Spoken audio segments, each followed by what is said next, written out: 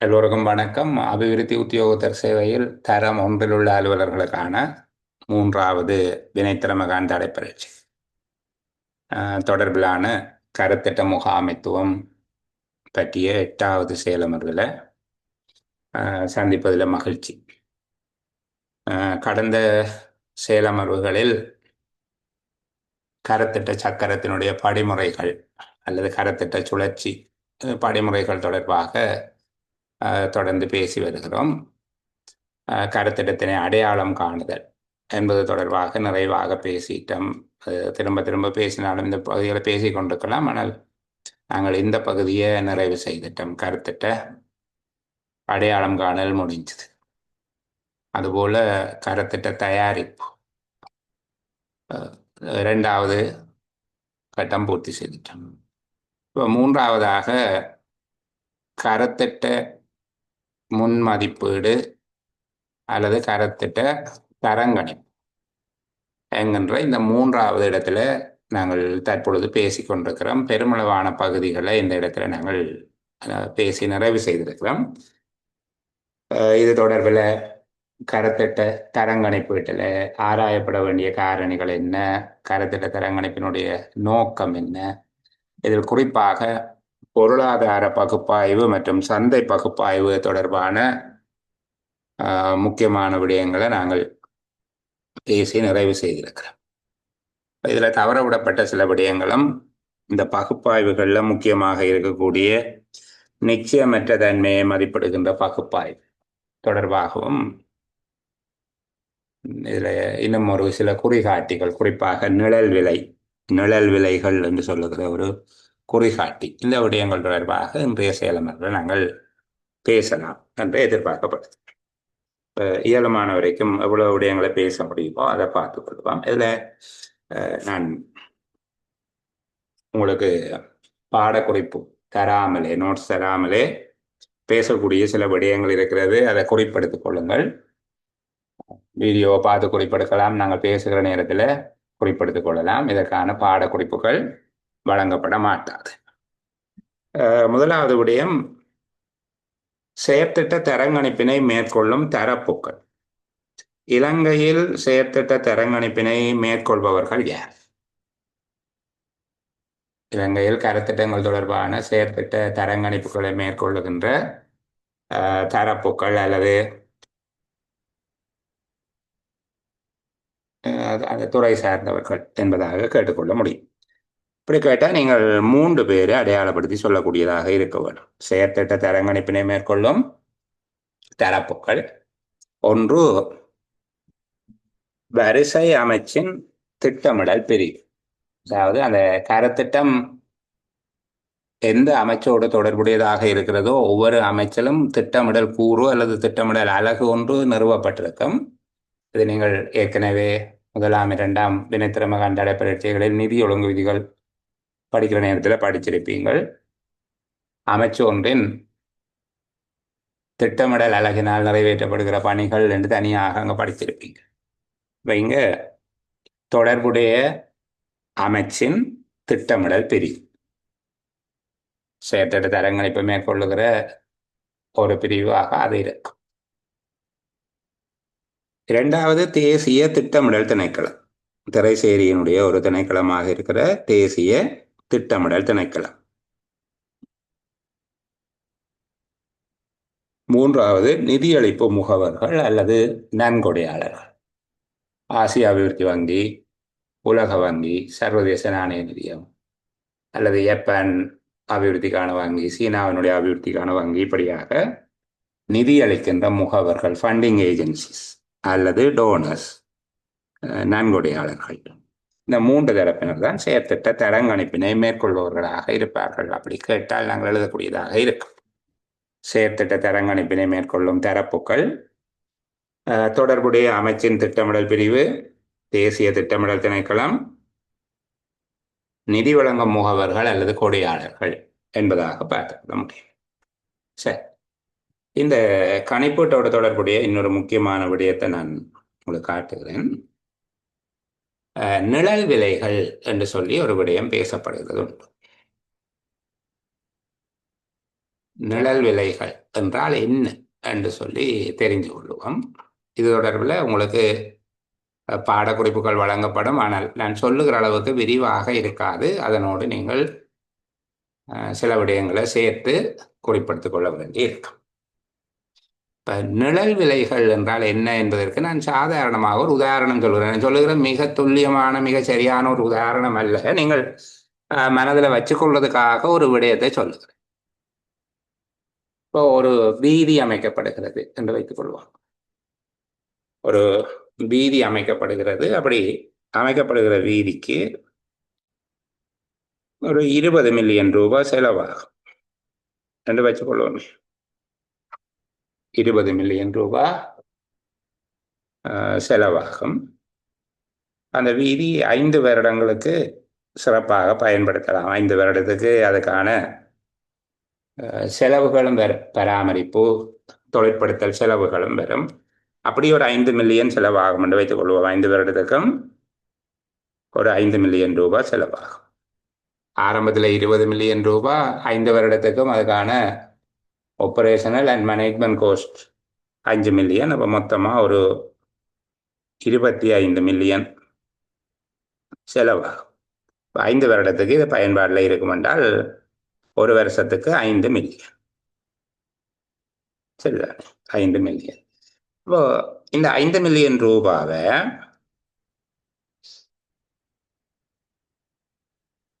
சும்மா நான் கற்பனையாக சொல்லுகிறேன். நீங்கள் இது சரியான உதாரணம் என்று சொல்லி யோசிக்கிறீங்கள. ஒரு கற்பனையாக நீங்கள் புரிந்து கொள்வதற்காக சொல்லுகிறேன். இந்த 5 மில்லியன் ரூபாய் செலவாகுது ஒரு கதைக்கு. அந்த வீதியினால ஒரு வருடத்துல 50,000 வாகனங்கள் பயணிக்கும் என்று வச்சுக்கோ. சரி, 5,000 வாகனங்கள் பயணிக்கும் என்று வைப்போமே. அந்த வீதியால 5,000 வாகனங்கள் பயணிக்கும். அப்போ ஒரு வாகனம் பயணிப்பதற்காக அங்க ஏற்படுகிற செலவு 1000 ரூபாய். ஒரு வாகனம் பயணிக்கிறதுக்கு ஏற்படுகிற செலவு 1000 ரூபாய். இதே ஒரு 10,000 வாகனம் பயணிக்கும் என்று வச்சுக்கொண்டால் ஒரு வாகனத்துக்கு 500 ரூபாய் செலவாகுது. ஒரு வாகனம் அந்த ரோட்டால போறதுக்கு, ஒரு தடவை போறதுக்கு 500 ரூபாய் செலவழிக்க வேண்டி இருக்குது. இப்படியான ஒரு கற்பனை மதிப்பீடு தான் நிழல் விலை என்று சொல்லப்படுது. சரிதானே? இந்த நிழல் விலை மதிப்பீடு சில வேளைகளில் உண்மையான விலையை மதிப்பிட வேண்டி வருகிற போது பயன்படலாம்.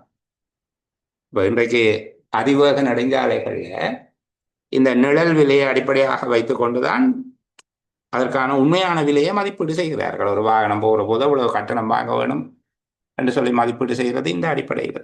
அந்த வீதிக்கு எவ்வளவு செலவாகும், பராமரிப்புக்கு எவ்வளவு செலவு, எவ்வளவு காலத்துக்கு வீதி இருக்கும், இந்த விஷயங்களை வச்சுக்கொண்டு அதை கணிப்பீடு செய்கிறார்கள்.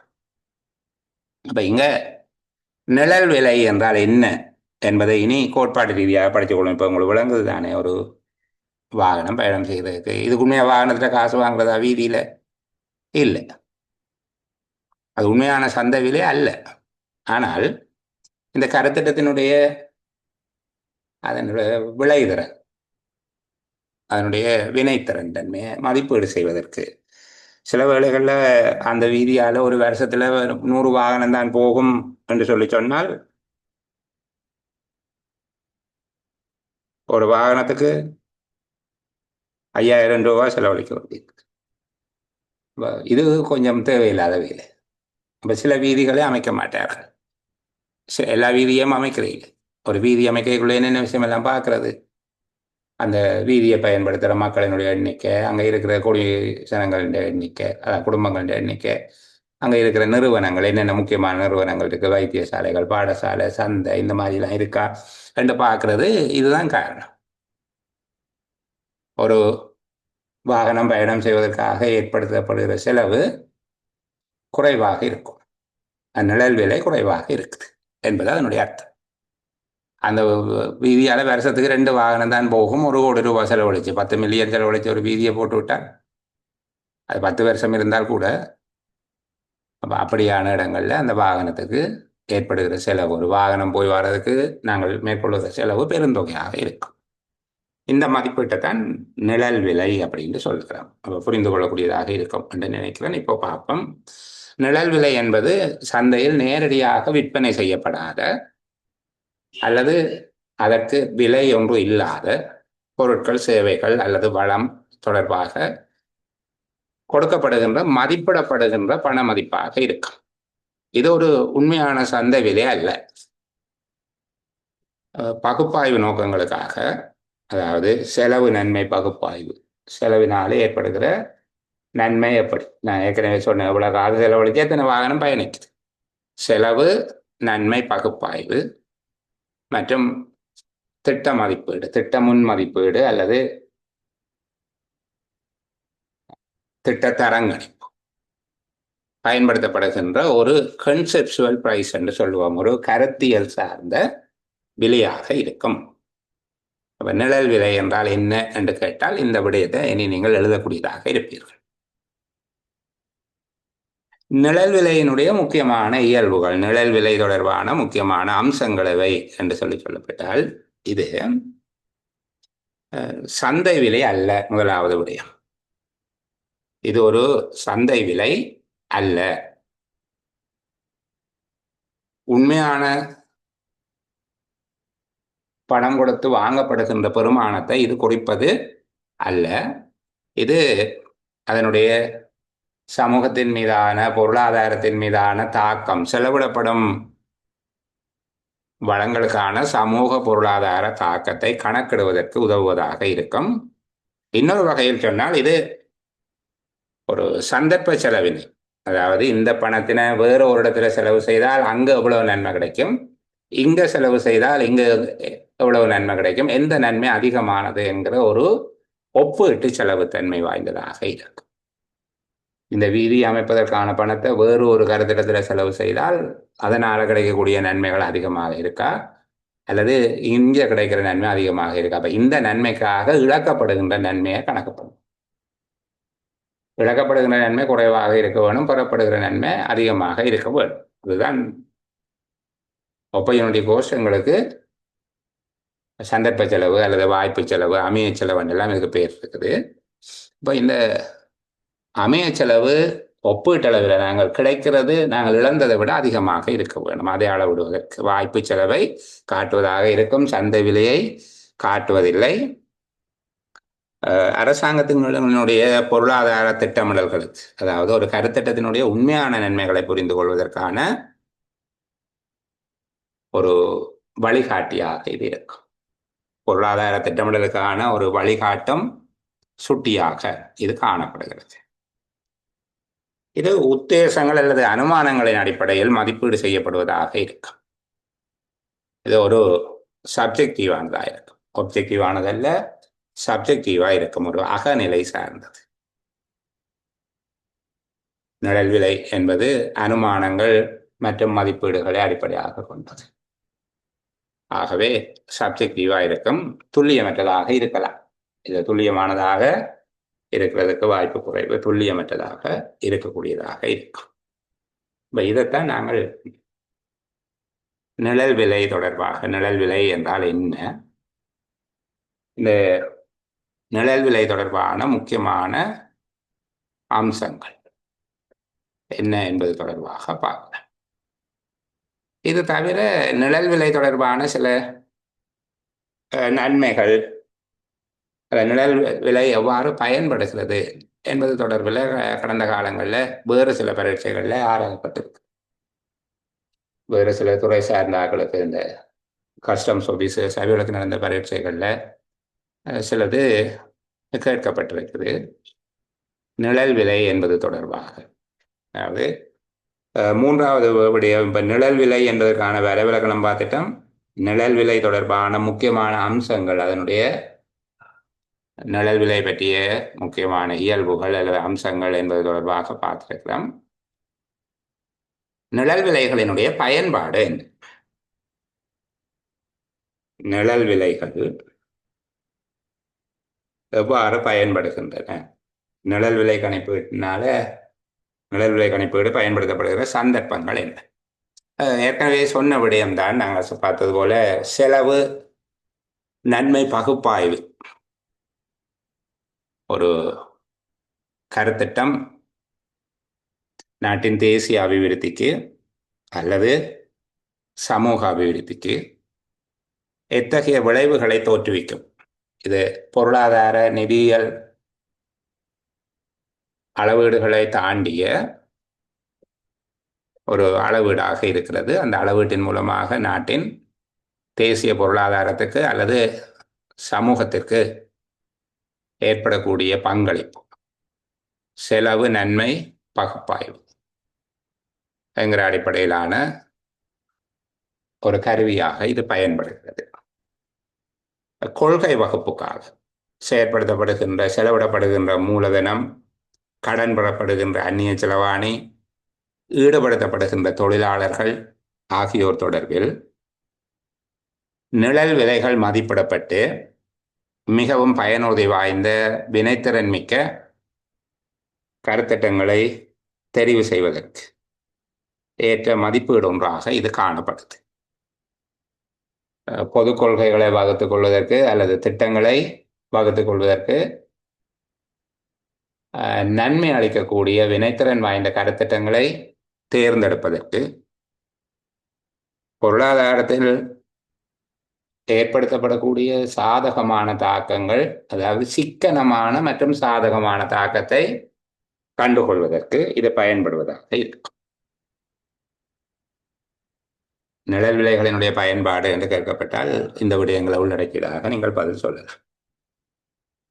நிழல் விலைகளில் இருக்கிறது ஏனைய செலவு நன்மை ஆய்வுகளோடு ஒப்பிடுகிற போது இது லாபம் அல்லது பொருளாதார நன்மைகளை மட்டும் உள்ளடக்கியதாக அல்லாமல் ஒட்டுமொத்தமான சமூக பொருளாதார விளைவுகளை உள்ளடக்கியதாக மதிப்பீடு செய்யப்படுகிறதாக இருக்கு. வளங்களை சமூக செலவுக்கு ஏற்ற விதமாக மதிப்பீடு செய்கின்ற, சமூக செலவுங்கிறது ஒரு நன்மைக்காக சமூகம் இழக்க வேண்டி இருக்கக்கூடிய, அது குறைவாக இருக்க வேண்டும். அதான் சமூக செலவை மதிப்பீடு செய்கிற வளங்கள், அவற்றின் சமூக செலவு ஒப்பீடு செய்து மதிப்பீடு செய்வதற்கு இது சிறந்ததாக இருக்கிறது. வளங்களின் உகந்த ஒதுக்கீட்டுக்கு ஏற்ற ஒரு கணிப்பீட்டு சாதனமாக இருக்கும். பொருளாதார சந்தர்ப்ப செலவை கணக்கில் கொள்வதனால் உத்தம வள ஒதுக்கீட்டுக்கு வழிவகுக்கின்றது. இதனுடைய வரையறை என்ன என்றால், இதை நிரூபிக்க முடியாது. நிழல் விலைகளினுடைய குறைபாடு அல்லது மட்டுப்பாடு வரையறைகள் என்று கேட்டால், நிழல் விலைகள் நிரூபிக்க இயலாதவை, குறைந்த அளவிலான ஆதாரம் கொண்டவை, அதிக அளவு ஊகத்தை அடிப்படையாக கொண்டவை. நிரூபிக்கத்தக்க ஆதாரங்களை கொண்டவை அல்ல, அல்லது குறைந்த அளவிலான ஆதாரங்களை கொண்டவை. குறிக்கப்பட்ட சூழ்நிலைகளுக்கு பொருந்தும், குறிக்கப்பட்ட சூழ்நிலைகளில் பொருந்தும் ஏற்படக்கூடிய மாற்றங்கள் இதை மாற்றி அமைத்துவிடும். சில வேளைகளில் ஒரு பிரதேசத்தில் ஒரு புதிய குடியிருப்பு திட்டம் வந்தால் அப்போது வீதிக்காக ஏற்படுகிற நிழல் விலைகள் மாறும். அங்கே குறிக்கப்பட்ட சூழ்நிலைகளுக்கு இது பொருத்தமாக இருக்கும். சூழ்நிலைகள் மாற்றமடையும் போது மாறக்கூடியதாக இருக்கும். இது சப்ஜெக்டிவ் மேட்டருங்கிறதால, ஒரு உள்ளார்ந்த விடயம் என்பதனால தவறான மதிப்பீட்டுக்கான வாய்ப்புகள் அதிகமாக இருக்கும். அதாவது அனுமானங்களை அடிப்படையாக கொண்ட ஒரு கருத்தாக இருக்கிறது. நீண்ட காலத்துக்கு ஏற்படக்கூடிய சமூக வாய்ப்புகள் இதனால கணிப்பீட்டுகளில் உள்ளடங்கிறது குறைவாக இருக்கு. இப்படி சில குறைபாடுகள் இதுக்குள்ள இருக்கு. நிழல் விலை தொடர்பாக கேட்டால் ஒரு 5 குறைபாடு உங்களால் சொல்லக்கூடியதாக இருக்கும். இதை பொறுத்தவரையில் ஒன்று, இதற்கு ஆதாரங்கள் கிடையாது. தொட்டுணரக்கூடிய அல்லது துல்லியமாக கணிப்பிடக்கூடிய ஒன்றாக இது இருப்பதில்லை. இது ஒரு உத்தேசமாக அல்லது ஊகம் ஒன்றாக காணப்படுகிறது. உத்தேசமான அல்லது ஊகத்தின் அடிப்படையிலான மதிப்பீடு ஒன்றாக காணப்படுகிறது. நிரூபிக்க முடியாத ஒரு கருத்தியல், நம்பகமான அல்லது போதுமான தகவல்களை, ஆதாரப்படுத்த தகவல்களை கொண்டிருப்பது இல்லை என்பதனால எல்லா சூழ்நிலைகளுக்கும் இது பொருத்தமானதல்ல, குறிப்பிட்ட சூழ்நிலைகளுக்கு மட்டுமே பொருத்தம் என்பதனால இது ஒரு வரையறுக்கப்பட்ட கருத்தாக இருக்குது, ஒரு லிமிட்டெட் கன்செப்ட். உள்ளார்ந்த விடயம் என்பதை சப்ஜெக்டிவ் மேட்டர் என்று சொல்றோம். உள்ளார்ந்த விடயம் என்பதனால ஒரு அகவயத்தன்மை வாய்ந்தது என்பதன் காரணமாக இங்கு அனுமானங்கள் வழிகாட்டுவதனால் தவறான மதிப்பீட்டுக்கு சந்தர்ப்பம் உண்டு, அதிகமான சந்தர்ப்பம் உண்டு தவறான மதிப்பீட்டுக்கு. நிழல் விலை என்பது தொடர்பாக கேட்கப்பட்டால் நிழல் விலை என்றால் என்ன, நிழல் விலை ஒன்று கொண்டிருக்கக்கூடிய முக்கியமான அம்சங்கள் என்ன, எவ்வாறான நோக்கங்களுக்காக நிழல் விலை பயன்படுகின்றது, எவ்வாறான நோக்கங்களுக்காக பயன்படுகிறதுங்கிறத இன்னொரு விதமாக கேட்கலாம். நிழல் விலையினால கிடைக்கப்படுகிற நன்மைகள் என்ன, நிழல் விலை பயன்பாட்டினுடைய நன்மை என்ன என்று கேட்கலாம். அதுபோல நிழல் விலை கணிப்பீடு கொண்டிருக்கக்கூடிய மட்டுப்பாடுகள் அல்லது வரையறைகள் என்ன என்பதாக கேட்பார்கள். இந்த மதிப்பீடுகள்ல நான் இன்னும் ஒன்று உங்களுக்கு சொல்லி தந்தது இருக்குது.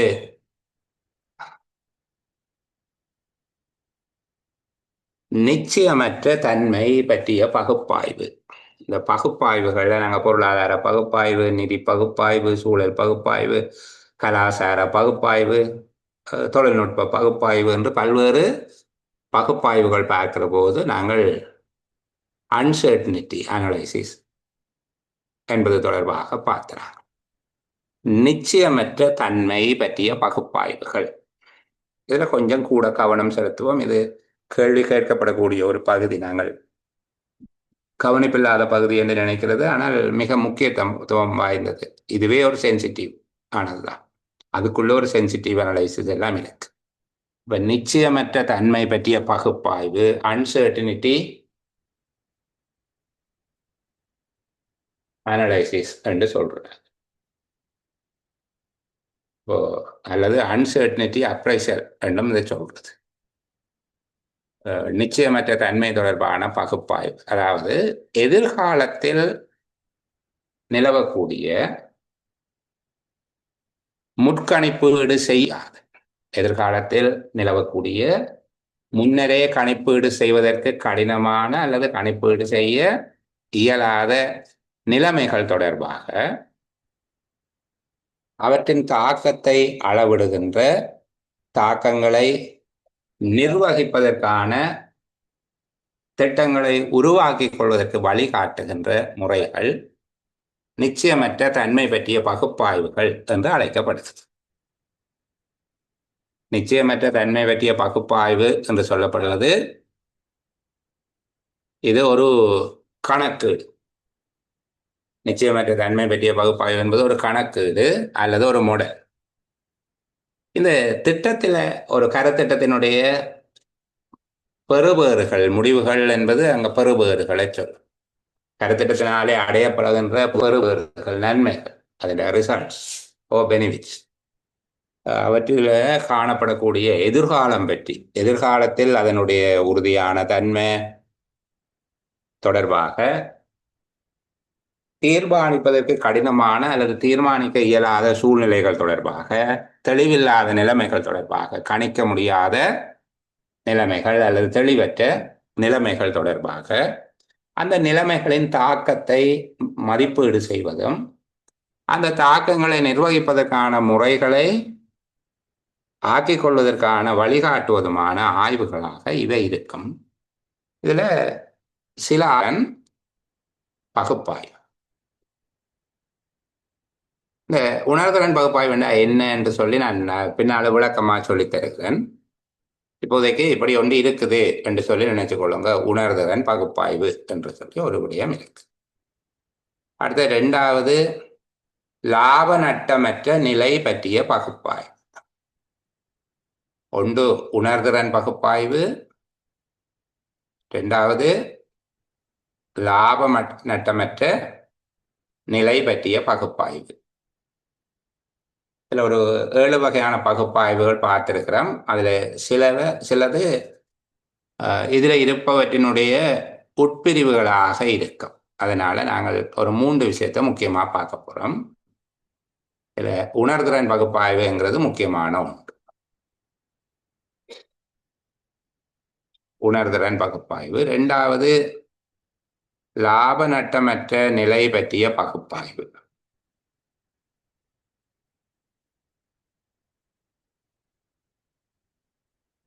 3வது ரிஸ்க் அனலைசிஸ் என்று சொல்லுகிறது, அதாவது இடர்காரணிகள் பற்றிய பகுப்பாய்வு. என்னுடைய கம்ப்யூட்டர் கொஞ்சம் இடைஞ்சல் கொடுத்து கொண்டிருக்கு. நான் கீறுனா ரொம்ப நேரத்துக்கு பிறகு தான் கீறுது. மூவ் பண்ணினா கொஞ்சம் பிந்தி மூவ் பண்ணது, கொஞ்சம் வெயிட் பண்ணுங்க வாரன்.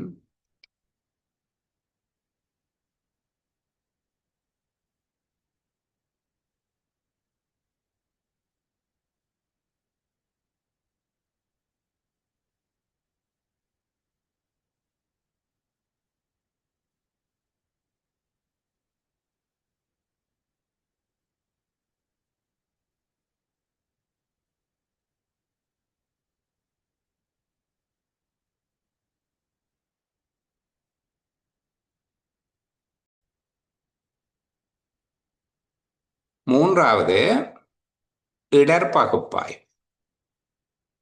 Risk analysis. இது தவிர செனாரியோ அனலைசிஸ், அதாவது சூழ்நிலை சார்ந்த பகுப்பாய்வு. 4வது சூழ்நிலை சார்ந்த பகுப்பாய்வு. 5வது மொண்டே கார்லோ சிமுலேஷன் என்று சொல்லி இருக்குது. அது தமிழ்லையும் அப்படியே தான் எழுதியிருக்கிறாங்க, மொண்டே கார்லோ சிமுலேஷன். அதாவது தூண்டல், மொண்டே கார்லோ தூண்டல் என்று சொல்லி அதை சொல்றது. நாங்கள் இப்படி எழுதுவோம், மொண்டே கார்லோ சிமுலேஷன் என்று சொல்லி ஒன்று இருக்குது. அதே போல முடிவு மர பகுப்பாய்வு, டிசிஷன் ரீ அனலைசிஸ். இது ரிஸ்க் அனலைசிஸ் ஒரு பகுதியாக இருக்கும். இங்க ஒவ்வொரு பாதையினுடைய ஆபத்துக்களையும் ஒவ்வொரு பாதையிலிருந்து கிடைக்கக்கூடிய வெகுமதிகளையும் மதிப்பீடு செய்கிற, என்னென்ன செய்து கொண்டு போனால் என்னென்ன ஆபத்து இருக்கு, என்னென்ன நன்மை இருக்குன்னு சொல்லி பார்க்கறது. அதுபோல நிகழ்தகவு பகுப்பாய்வு, நிகழ்தகவு பகுப்பாய்வு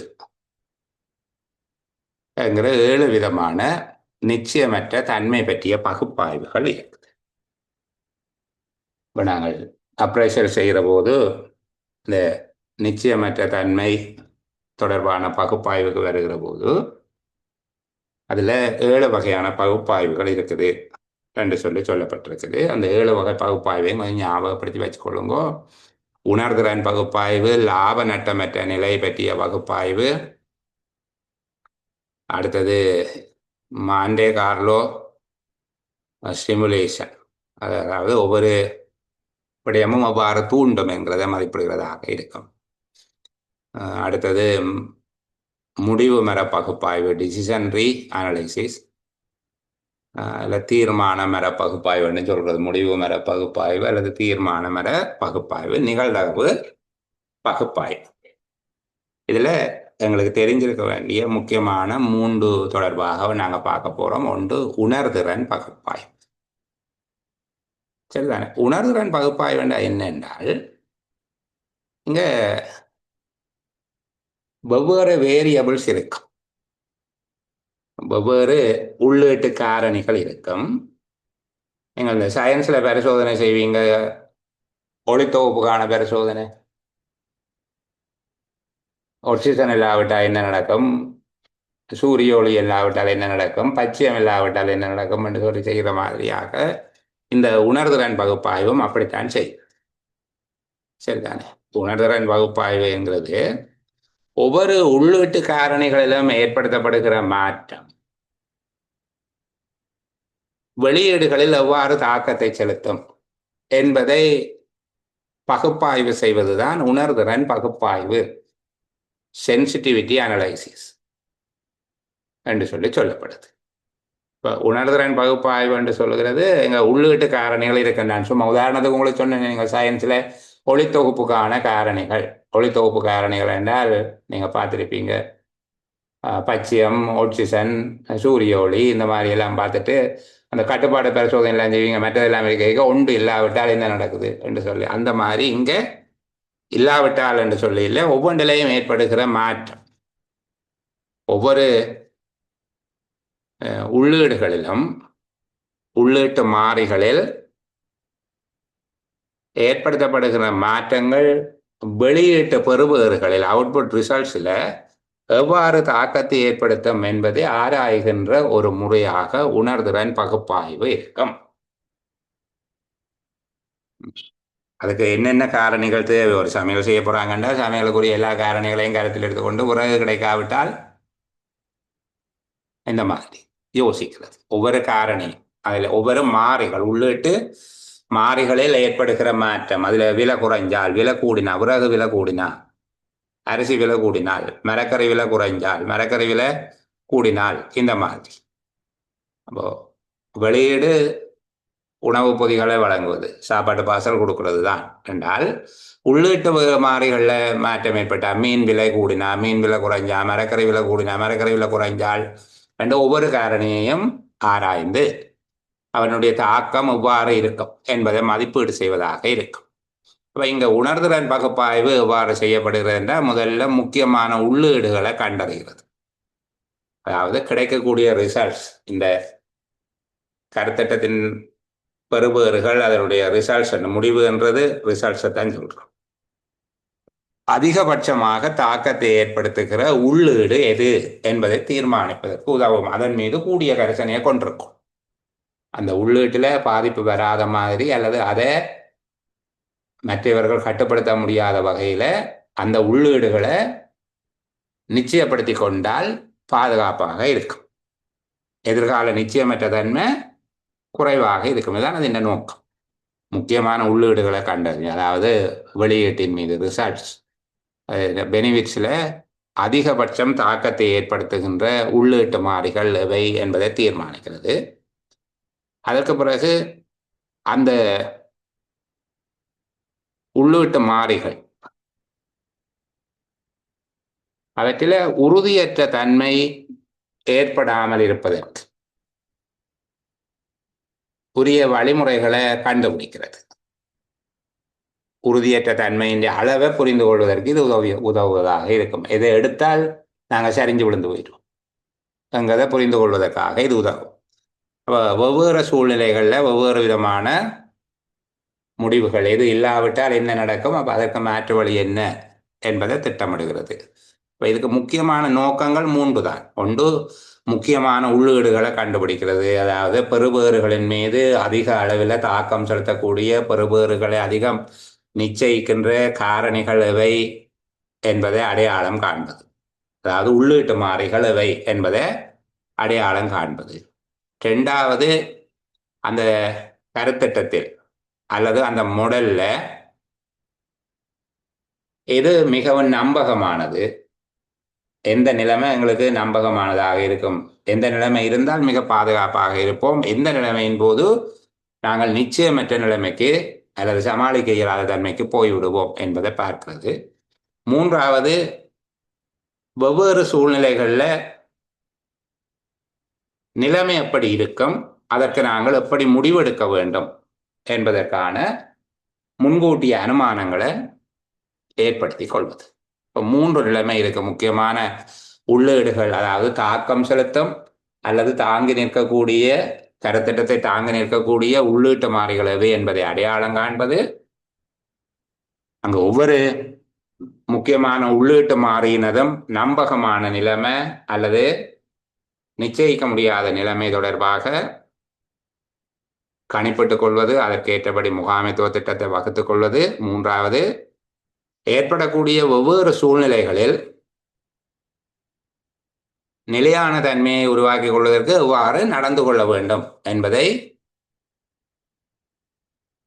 திட்டமிடலாளர்கள் அல்லது மேலாளர்கள், முகாமையாளர்கள் தீர்மானித்துக் கொள்வது. 3 விதம் முக்கியமான உள்ளீடுகளை கண்டுபிடிப்பது, ஆபத்து முகாமைத்துவம், ரிஸ்க் மேனேஜ்மெண்ட் என்று சொல்றது, இடர் முகாமைத்துவத்தை உருவாக்கி கொள்வது, டிசிஷன் மேக்கிங்கு இது சப்போர்ட் பண்ணும், ஆதரவு அளிக்கும், தீர்மானம் எடுப்பதற்கு ஆதரவு அளித்தல் என்கிற 3 நோக்கங்களுக்காகத்தான் இது செய்யப்படுது. உணர்திறன் பகுப்பாய்வு எப்படி செய்யப்படுகிறது, அது ஒரு உதாரணத்துக்காக போட்டிருக்கிறேன். விற்பனை அளவு, மூலப்பொருளின் விலை, உற்பத்தி செலவு போன்றவை உள்ளீட்டு மாறிகளாக இருக்கும். லாபம் என்பதனுடைய உள்ளீட்டு மாறிகள் என்னென்ன விடயங்களை வைத்து லாபத்தை பார்ப்போம், விற்பனை எவ்வளவாக இருக்கும், மூலப்பொருளின் விலை என்ன, உற்பத்தி செலவு என்ன என்று சொல்லி. அப்போ இங்கே விற்பனை 10% அதிகரித்தால் லாபம் அப்படி வரும், விற்பனை குறைஞ்சால் லாபம் அப்படி மாறும். இந்த மாதிரியா மூலப்பொருள் விலை 5% குறைந்தால் திட்டத்தினுடைய மதிப்பு அப்படி இருக்கும், மூலப்பொருளினுடைய விலை 5% அதிகரித்தால் என்ன நிலைமை? இப்படியான கேள்விகளை எழுப்பி ஒவ்வொரு மாறியினுடைய தாக்கத்தையும் தனித்தனியாக ஆய்வு செய்வார்கள். சில வேளை ஒன்றுக்கு மேற்பட்ட மாறிகளை ஒன்றிணைத்து ஆய்வு செய்வார்கள். என்ன நடந்தால் என்ன நடக்கும் என்ற கேள்விகளுக்கு பதிலளிப்பதன் மூலமாக உணர்திறன் பகுப்பாய்வு செய்யப்படுகிறது. உணர்திறன் பகுப்பாய்வு என்ன என்று உங்களுக்கு விளங்கி இருக்கும் என்று நினைக்கிறேன். ஒரு கருத்திட்டத்தில் உணர்திறன் பகுப்பாய்வு என்பது ஒரு கணித மாதிரி அல்லது கணக்கு. இங்கு உள்ளீட்டு மாறிகளில் ஏற்படுகின்ற மாற்றங்கள், அந்த இன்புட்ஸ், உள்ளீட்டு மாறிகள் என்பது உங்களுக்கு புரிந்து கொள்ளக்கூடியதாக இருக்கும். அதனோடு என்னென்ன காரணிகளை நாங்கள் கொண்டு நன்மை அடைய போகிறோம், உள்ளீட்டு மாறிகளில் ஏற்படுகிற மாற்றம் அதனுடைய வெளியீட்டு பெறுபவர்களின் மீது எவ்வாறு தாக்கத்தை ஏற்படுத்தும் என்பதை தனித்தனியாக ஆராய்வதாக இருக்கும். இங்கே முக்கியமான 3 நோக்கங்கள் இருக்குது. ஒன்று, நிறுவனத்தினுடைய நிலைபெறான தன்மையில அல்லது எதிர்கால நிச்சயமற்ற தன்மையில தாக்கம் செலுத்தக்கூடிய முக்கியமான உள்ளீடுகள் எவை என்று கண்டறிவது ஒரு நோக்கம். அதிகபட்சமாக தாக்கத்தை ஏற்படுத்தக்கூடிய உள்ளீட்டு மாறிகள் எவை என்பதை கண்டுபிடிக்கிறது. 2வது, ஒவ்வொரு மாறிகளினதும் நம்பகமான தன்மை, உறுதியற்ற நிலைமை என்பதை அடையாளம் கண்டு கொள்வது. ஒவ்வொரு மாறியினுடைய நம்பகமான தன்மை, உறுதியற்ற தன்மை என்பதை அடையாளம் கண்டு அதற்குரிய இடர் முகாமைத்துவ திட்டங்களை தயாரித்துக் கொள்வது. 3வது, வெவ்வேறு சூழ்நிலைகள் ஒவ்வொன்றும் சாதகமாகவோ பாதகமாகவோ மாறும்போது எவ்வாறு தீர்மானம் எடுக்கப்பட வேண்டும் என்பதை முன்கூட்டிய அனுமானங்களுக்கூடாக தயார் நிலையில் இருத்தல், முடிவெடுப்பதற்கான ஒரு ஆதரவு தளத்தை உருவாக்கி கொள்ளுதல் என்கிற 3 நோக்கங்கள் இங்கே இருக்கும். உணர்திறன் பகுப்பாய்வு என்பது அங்கே இருக்கக்கூடிய உள்ளீடுகளில் ஒவ்வொன்றும் ஏற்படுகின்ற சதவீத மாற்றத்துக்கு ஏற்ப அதனுடைய வெளியீடு அல்லது பெறுபேறு நன்மைகளின் மீது எத்தகைய சதவீத மாற்றங்களை தோற்றுவிக்கும். உள்ளீட்டு மாறிகளில் என்ன நடந்தால் வெளியீட்டு மாறிகளில் என்ன நடக்கும் என்பதை கண்டறிவதாக இது இருக்கும். சரியா? இப்போ விளங்குதா? நிச்சயமற்ற தன்மையை மதிப்பிடுகின்ற பகுப்பாய்வு முறைகள்ல உணர்திறன் தன்மை பகுப்பாய்வு என்பது என்ன? இப்ப சுருக்கமா நீங்க விளங்கி வச்சிருக்கிறீங்க. அங்க இருக்கக்கூடிய ஒவ்வொரு உள்ளீட்டு மாறியும் மாற்றமடையும் போது கருத்திட்டத்தின் பெறுபேறுகளில் ஏற்படக்கூடிய தாக்கத்தை முன்னுணர்ந்து அது தொடர்பான முகாமை நோக்கி நகருகிற ஒரு கர்மமாக இது இருக்கும். அடுத்தது, லாப நட்டமற்ற நிலை பற்றிய பகுப்பாய்வு, பிரேக் ஈவன் அனாலிசிஸ் என்று சொல்றது. இத லாபம் நட்டம் இல்லாத நிலை பற்றிய பகுப்பாய்வு, சில வேளை இதை ஒரு பாயிண்ட் என்று சொல்லுவாங்க, பிரேக் ஈவன் பாயிண்ட் என்று சொல்லி, அதாவது லாப நட்டமற்ற நிலை புள்ளி.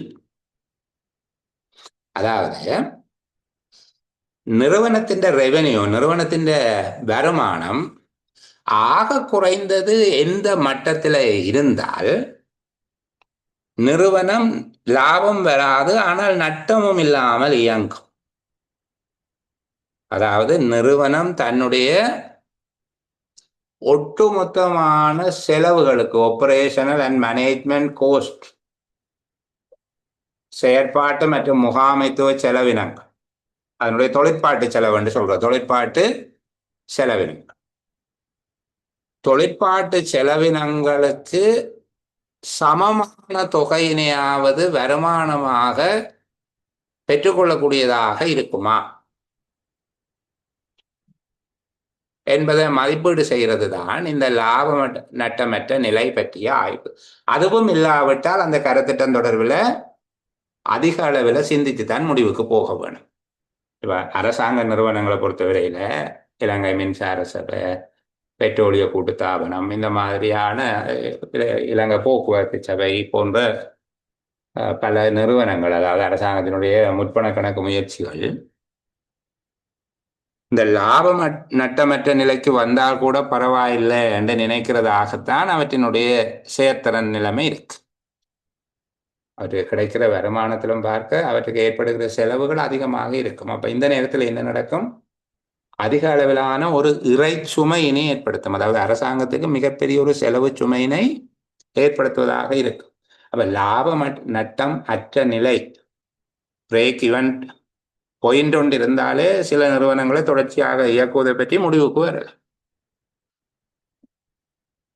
அப்படி இல்லாவிட்டால் அந்த நிறுவனங்களுக்கான மாற்று வழிகளை யோசிக்கணும். தனியார் மயப்படுத்துறதா, அல்லது ஏதோ அந்த நிறுவனங்களை விட்டு விடுகிறதா, தனியார் வங்குடைமையாக்குறதா, இந்த மாதிரி எல்லாம் யோசிப்பாங்க தானே. இது நான் நிறுவனங்களை பற்றி சொல்லுகிறேன். இதை ஒரு கருத்திட்டத்தை பற்றி ஆய்வு செய்கிற போது அதனுடைய எதிர்கால நிச்சயமற்ற தன்மையை மதிப்பிடுகின்ற ஒரு பகுப்பாய்வு முறை இதுதான் பார்ப்பார்கள். அதாவது ஒரு நிறுவனத்துக்கு நிலையான செலவுகள் இருக்கும். அது நிறுவனம் இயங்கினான இயங்காட்டி என்ன, அதுக்கு நிலையான செலவுகள் இருக்கத்தான் செய்யும். உதாரணத்துக்கு காணிக்குரிய வாடகை, அது போட்டிருக்கிற மூலதனத்துக்கான வட்டி, கடன் வாங்கி முதலீடு செய்திருந்தால் அந்த மூலதனத்துக்கான வட்டி, நிரந்தர பணியாளர்களாக ஆட்சேர்ப்பு செய்யப்பட்டவர்களுக்கான சம்பளம், இவையெல்லாம் உற்பத்தி அளவை பொறுத்து மாறாது. உற்பத்தி கூடினா என்ன, குறைஞ்சா என்ன, உற்பத்தியை நடக்காவிட்டால் என்ன, இது நடந்து கொண்டிருக்கும். இதை நாங்கள் சொல்றது நிலையான செலவுகள், ஃபிக்ஸட் கோஸ்ட். அடுத்தது வேரியபிள் கோஸ்ட். வேரியபிள் கோஸ்ட் என்றால் மாறும் செலவுகள். உற்பத்தி அதிகமாக நடந்து கொண்டிருந்தால் மின்சார கட்டணம் அதிகமாக போகும், அல்லது பெட்ரோலியத்துக்கான செலவு அதிகமாக போகும். மூலப்பொருட்கள், வலப்பொருட்கள், உள்ளீடுகள் போன்ற அவற்றுக்கான செலவுகள். அப்ப இது மாறும் செலவுகள். மூன்றாவது,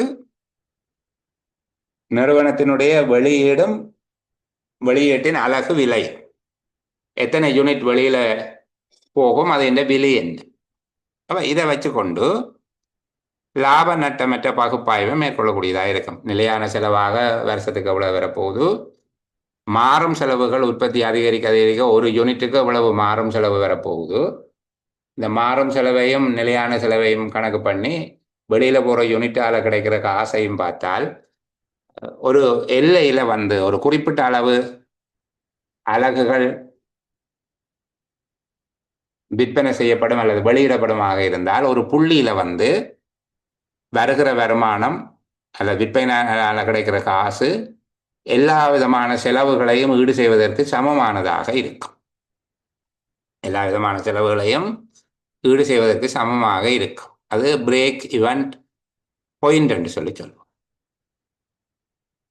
அந்த எண்ணிக்கைக்கு மேலதிகமாக வெளியீடுகள் இருக்குமாக இருந்தால் அப்போது நிறுவனம் லாபத்தில் இயங்க தொடங்கும். சில வேளைகள் அந்த எண்ணிக்கையிலும் பார்க்க குறைவாகத்தான் விற்பனை நடக்குமாக இருந்தால்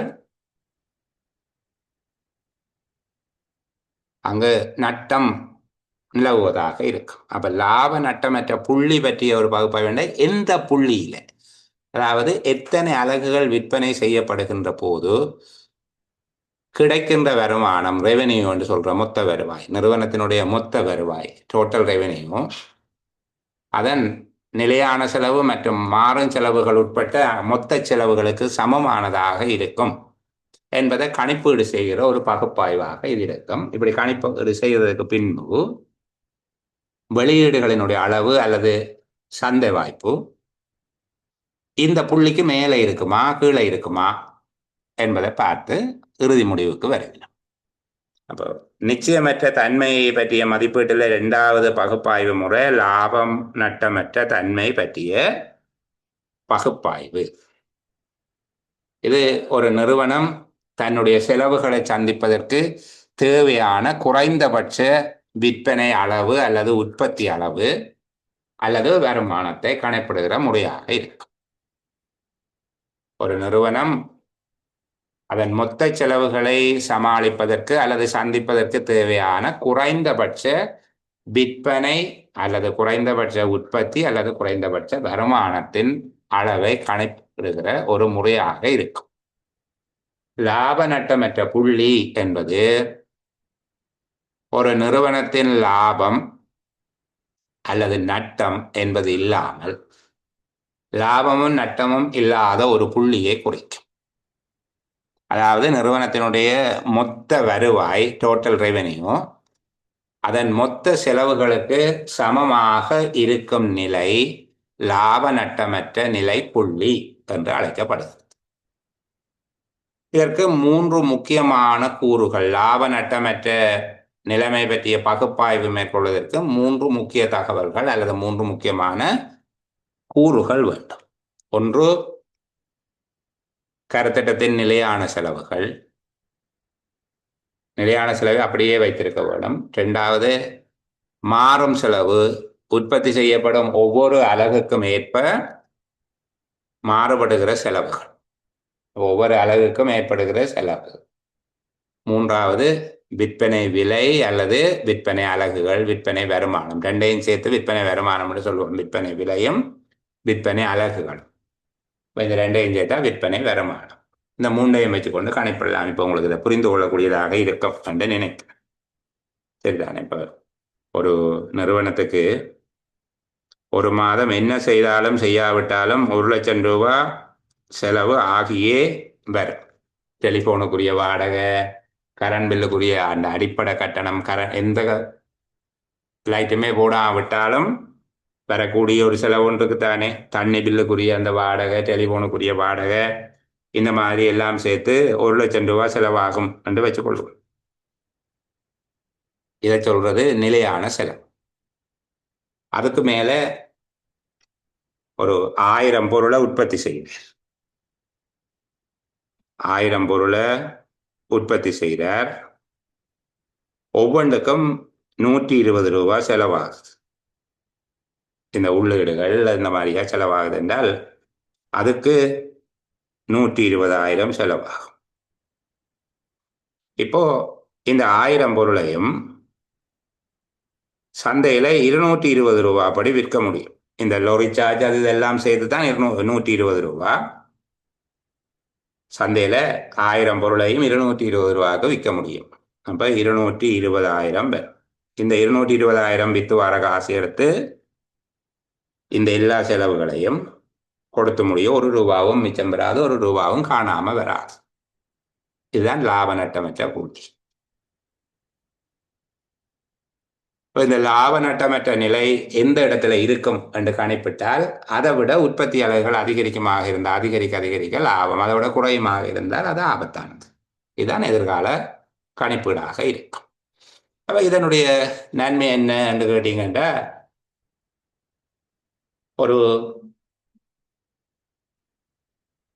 புதிதான ஒரு பிஸ்னஸ் பிளான் ஒன்றை செய்யக்க ஆக குறைந்தது எத்தனை அலகுகள் விற்க வேணும் என்கிறத திட்டமிடுகிறதுக்கு இது உதவும். எத்தனை அலகுகள் விற்க வேணும். அடுத்தது விலையை நிர்ணயிக்கிறது. அதாவது நிலையான செலவு, மாறும் செலவு ரெண்டையும் சேர்த்து உற்பத்தி செலவாக கணிச்சு அதுக்கு ஏற்றபடியாக விலையை தீர்மானிக்கிறது.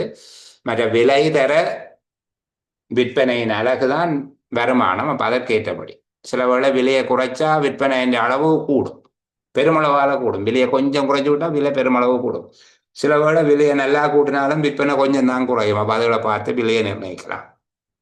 அடுத்தது, இந்த வியாபாரம் நட்டம் இல்லாமல் இயங்க வேண்டுமாக இருந்தால் என்ன தேவை, அதாவது மார்ஜின் ஆஃப் சேஃப்டி என்று சொல்றது, அதாவது பாதுகாப்பின் விளிம்பு என்ன, அதுக்கு கீழே போகாம அந்த நிறுவனம் ஓடிக்கொண்டிருக்கிறத பார்த்துக்கொள்ள வேண்டும். ஒரு வணிகம் நஷ்டத்துக்குள்ளே விழாமல் மேலே இருப்பதற்கு தேவையான விளிம்பு என்ன என்பதை கண்டுகொள்ளும். அடுத்தது செலவு கட்டுப்பாட்டு, திறனை மதிப்பிடுவது. செலவுகளை கட்டுப்படுத்துவதன் மூலமாக இந்த நிலையான செலவு, நடைமுறை செலவு அல்லது மாறும் செலவு என்கிற செலவுகளின் மீது மேற்கொள்ளக்கூடிய கட்டுப்பாடுகளின் காரணமாக தேவையற்ற மின்சாரத்தை பயன்படுத்தாமல் இருக்கிற, ஃபேன் எந்த நேரம் ஓடாமல் இருக்கிற, மழை காலத்தில் ஏசியை போடாமல், இப்படி கணக்கெல்லாம் செய்யலாம். இப்படி செய்வதன் மூலமாக மாறும் செலவுகளை குறைத்து கொள்ள முடியும். நிலையான செலவுகளை கட்டுப்படுத்த முடியாவிட்டாலும் மாறும் செலவுகளை குறைக்கலாம். அப்போ செலவு கட்டுப்பாடு, செயல்திறன் கட்டுப்பாட்டு விளைவுகளை மதிப்பிடுவதற்கு இது உதவும். இப்போ லாப நட்டமற்ற நிலை பகுப்பாய்வு என்றால் என்ன, அதை மதிப்பிடுவதற்கான காரணிகளவை, அதனாலே ஏற்படுகிற நன்மை என்ன என்கிற பார்த்துட்டு, இப்போ நிச்சயமற்ற தன்மையை மதிப்பிடும் பகுப்பாய்வு முறைகளில் முக்கியமானவை 3 என்று சொன்னேன். நான் உங்களுக்கு 7 தந்திருக்கிறேன். 3 முக்கியமானது. அடுத்தது இடர் நேர்வு பகுப்பாய்வு. இந்த இடர் நேர்வு பகுப்பாய்வு ரிஸ்க் அனலைசிஸ் என்று சொல்லுவோம். இங்க இது முதல்ல சொல்லப்பட்ட இந்த உணர்திறன் தன்மை வாய்ந்த பகுப்பாய்வு, லாப நட்டமற்ற நிலைமை தொடர்பான பகுப்பாய்வு என்பவற்றில் இருந்து இது கொஞ்சம் மேம்பட்டதாக இருக்கும். இதுக்குள்ளதான் அந்த மற்ற பகுப்பாய்வு கூறுகள் எல்லாம் இருக்குது. நீங்க பார்த்தீங்கன்னா நிகழ்தகவு பகுப்பாய்வு, முடிவு மர பகுப்பாய்வு, இந்த மாதிரியான பகுப்பாய்வு எல்லாம் இந்த பகுப்பாய்வினுடைய உட்பிரிவுகளாகத்தான் இருக்கும். அதனாலதான் நான் அந்த பகுதியை பேச இந்த மிச்சத்தை. இப்ப இங்க ஒரு கருத்திட்டத்தை எதிர்நோக்கக்கூடிய பாதிப்பு தரக்கூடிய நிகழ்வுகள் அல்லது ஆபத்துக்கள் எவை என்று அடையாளம் காண்றது. ஒரு கருத்திட்டத்துக்கு என்னென்ன விதமான ஆபத்துக்கள் ஏற்படலாம், அதற்கான நிகழ்தகவை மதிப்பீடு செய்கிறது. ஒரு என்னென்ன ஆபத்துகள் வரலாம், அது வாரதுக்கு எவ்வளவு தூரம் வாய்ப்பு இருக்குது, எத்தனை சதவீதம் அல்லது என்ன பங்கு வாய்ப்பு இருக்குது, அப்படி அது நிகழ்ந்தால் எவ்வளவு ஆபத்து நடக்கும், நிறுவனம் முழுசா முடங்கி போகுமா அல்லது நட்டத்தில் பாதிப்பு வருமா, லாபம் இல்லாமல் போகுமா, இந்த மாதிரியா அதனுடைய தாக்கத்தை பகுப்பாய்வு செய்கிறது. ஆகிய செயல்முறைகளை உள்ளடக்கியது இடர் பகுப்பாய்வு என்று சொல்லப்படும். அதாவது ஒரு கருத்திட்டத்தில் எதிர்நோக்குவதற்கு சாத்தியமுள்ள எதிர்மறை நிகழ்வுகள், நெகட்டிவ் ஈவென்ட்ஸ். ஒரு கருத்திட்டம் எதிர்நோக்குவதற்கு சாத்தியமுள்ள எதிர்மறை நிகழ்வுகள் அல்லது ஆபத்துக்களை அடையாளம் காண்றது, அவை நிகழ்வதற்கான சாத்தியங்களை அல்லது நிகழ்தகவினை மதிப்பீடு செய்வது, அவற்றின் தாக்கத்தினை, அவை நிகழ்ந்தால் ஏற்படக்கூடிய தாக்கத்தினை பகுப்பாய்வு செய்வது ஆகிய செயல்முறைகளை உள்ளடக்கியதாக இடர் பகுப்பாய்வு இருக்கும். ஒரு இடர் பகுப்பாய்வு என்று வருகிற போது எதிர்நோக்கக்கூடிய இடர்கள் என்ன, அது நிகழ்வதற்கான சாத்தியங்கள் எவ்வளவு இருக்குது, அது நிகழ்ந்தால் ஏற்படக்கூடிய பாதிப்புகள் என்ன என்பது தொடர்பாக பார்க்கிறது. இது இந்த 3 பாகங்களை கொண்டிருக்கும். இதே 3 பாகங்களை தான் இடர் பகுப்பாய்வு கொண்டிருக்கும். அதாவது முதலாவது இடர் மதிப்பீடு, ரிஸ்க் அசஸ்மெண்ட் என்று சொல்றோம். ரிஸ்க் அசஸ்மெண்ட் இது ஆபத்துக்களை அடையாளம் காண்றது, அவை நிகழ்வதற்கான சாத்தியத்தினை அல்லது நிகழ்தகவினை மதிப்பிடுவது, நிகழ்ந்தால் ஏற்படக்கூடிய தாக்கங்களை பகுப்பாய்வு செய்வது போன்ற கருமங்களை விஞ்ஞான முறைமையின் கீழ் மேற்கொள்வதாக இருக்கும். ஒரு சயின்டிபிக் பேசிஸ்ல தான் அதை செய்யலாம். சரிதானே? இப்போ விவசாயத்துக்கான காலநிலை எதிர்கூறல்கள் போன்றவை இருக்குது. இப்போ ஆண்டுக்கணக்கான எதிர்கூறல்கள் அல்லது சில மாதங்களுக்கு முந்தைய எதிர்கூறல்கள் இருக்குது. எத்தனை சதவீதம் இதுக்கான வாய்ப்பு இருக்குது.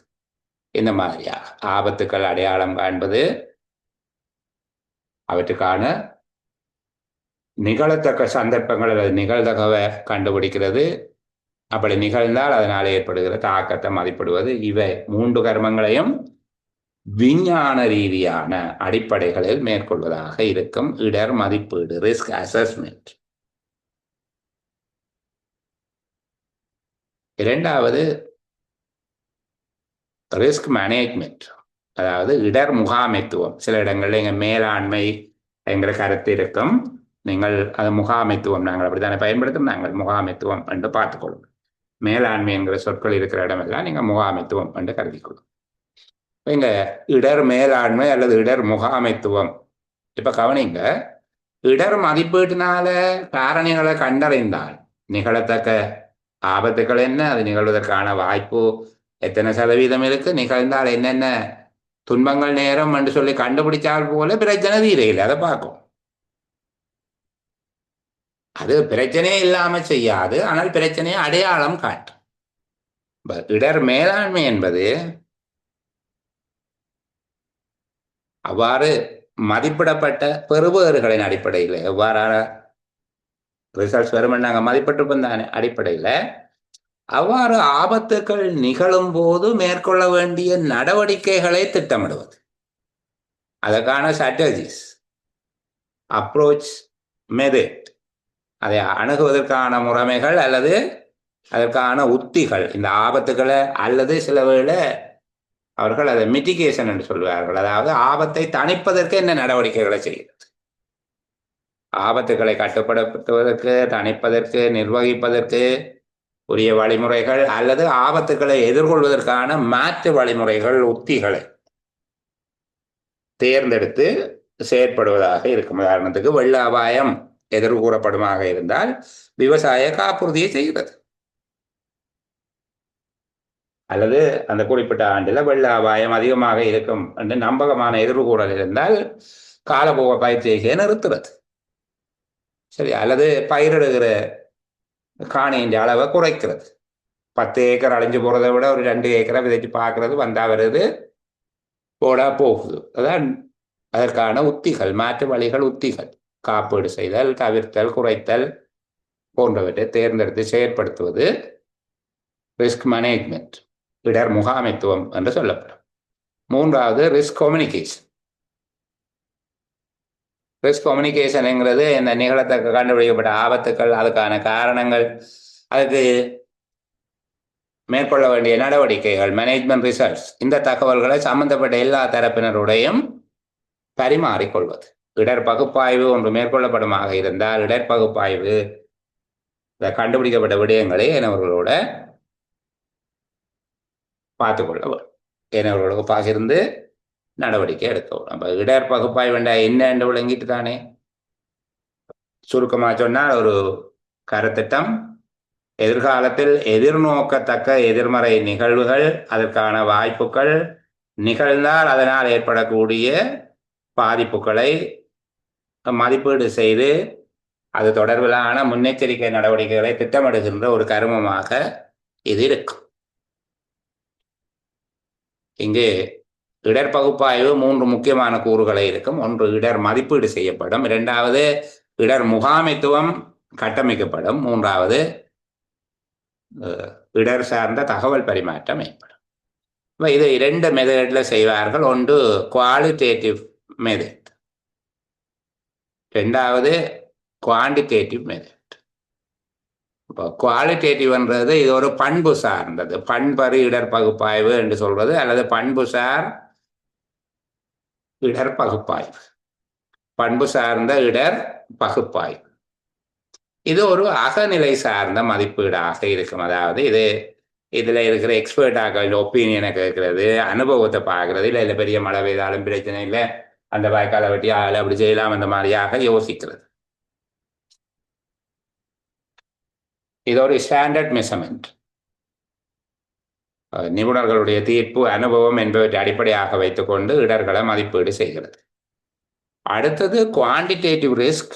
இது டோட்டல் சயின்டிஃபிக்காக இருக்கும், சரிதானே, இது சயின்டிஃபிக்கானதாக இருக்கும். அப்போ சயின்டிஃபிக் மெத்தட் என்று சொன்னால் இசை மதிப்படங்களை வைத்துக்கொண்டு இந்த காற்று அடுக்கு, மேலடுக்கு சுழற்சி, கீழடுக்கு சுழற்சி, அந்த அலைவு, இந்த மாதிரியான புவியியல் காரணிகளை கருத்தில் வச்சுக்கொண்டு அடுத்த 3 மாதத்துக்கு எப்போ எல்லாம் காற்று சுழற்சி தோன்றும், அப்போது தாளமுக்கம் வரும், அது புயலாக மாறுறதுக்கான சாத்தியம் என்ன, இந்த மாதிரியாக எல்லாம் பயன்படுத்துகிறது. அப்போ இங்கே ஆபத்துகளுக்கு ரேங்கிங்கும் கொடுப்பாங்க, ரெட்டா, எல்லோவா, கிரீனா, இந்த மாதிரியா, சரிதானே. இது ஒப்ஜெக்டிவாக இருக்கும், சப்ஜெக்டிவாக இருக்கிறீர்கள், அதாவது அகநிலை சார்ந்ததாக இருக்காது. எல்லாம் மெஷின்கள் டேட்டாக்களை வச்சு பகுப்பாய்வு செய்து சயின்டிஃபிக் மெத்தடில் இருக்கும். இது குவான்டிடேட்டிவ் ரிஸ்க் அனலைசிஸ். அப்போ இடர் பகுப்பாய்வு முறைகள் 2ஆக இருக்குது. அது நம்பகத்தன்மை குறைந்தது. குவாலிட்டேட்டிவ் ரிஸ்க் அனலைசிஸ்ன்றது ஓரளவுக்கு இது ஒரு நடுத்தரமான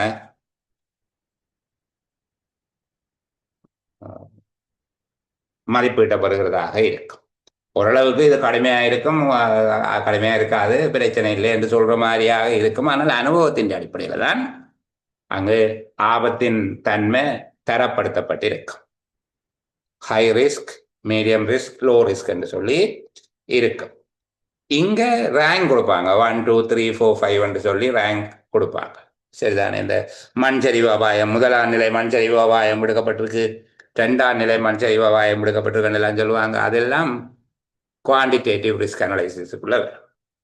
அல்லது எங்களுடைய பேராசிரியர் பிரதீபராஜா சொல்லுகிற எதிர்கால மழை வீழ்ச்சி சம்பந்தமானதெல்லாம் குவான்டிடேட்டிவ் ரிஸ்க் அனலைசிஸ்.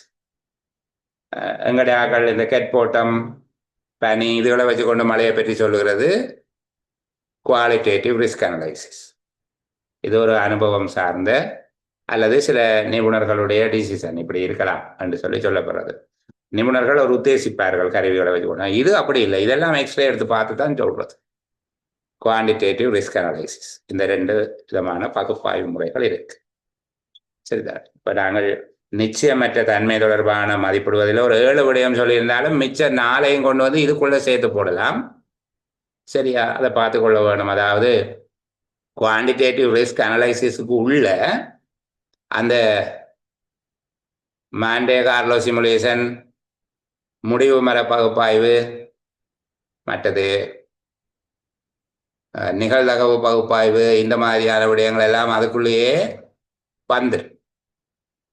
அப்போ அதை நாங்கள் தனியாக பிறகு படிக்க தேவையில்லை, இதுக்கு தேவையில்லை. சரிதானே? நீங்கள் பிளானிங்கில் ஒரு முதுநிலை கற்க ஒன்றை செய்ய வேணுமாக இருந்தால் அந்த வேலைகளில் அதை படித்து கொள்ளுங்க. அல்லது பிளானிங் எக்ஸாம் படிக்க போறீங்கன்னா அந்த நேரத்தை படித்து கொள்ளுங்க. எங்களோட இவி எக்ஸாமுக்கு இதுவே மிச்சமாக போதும்.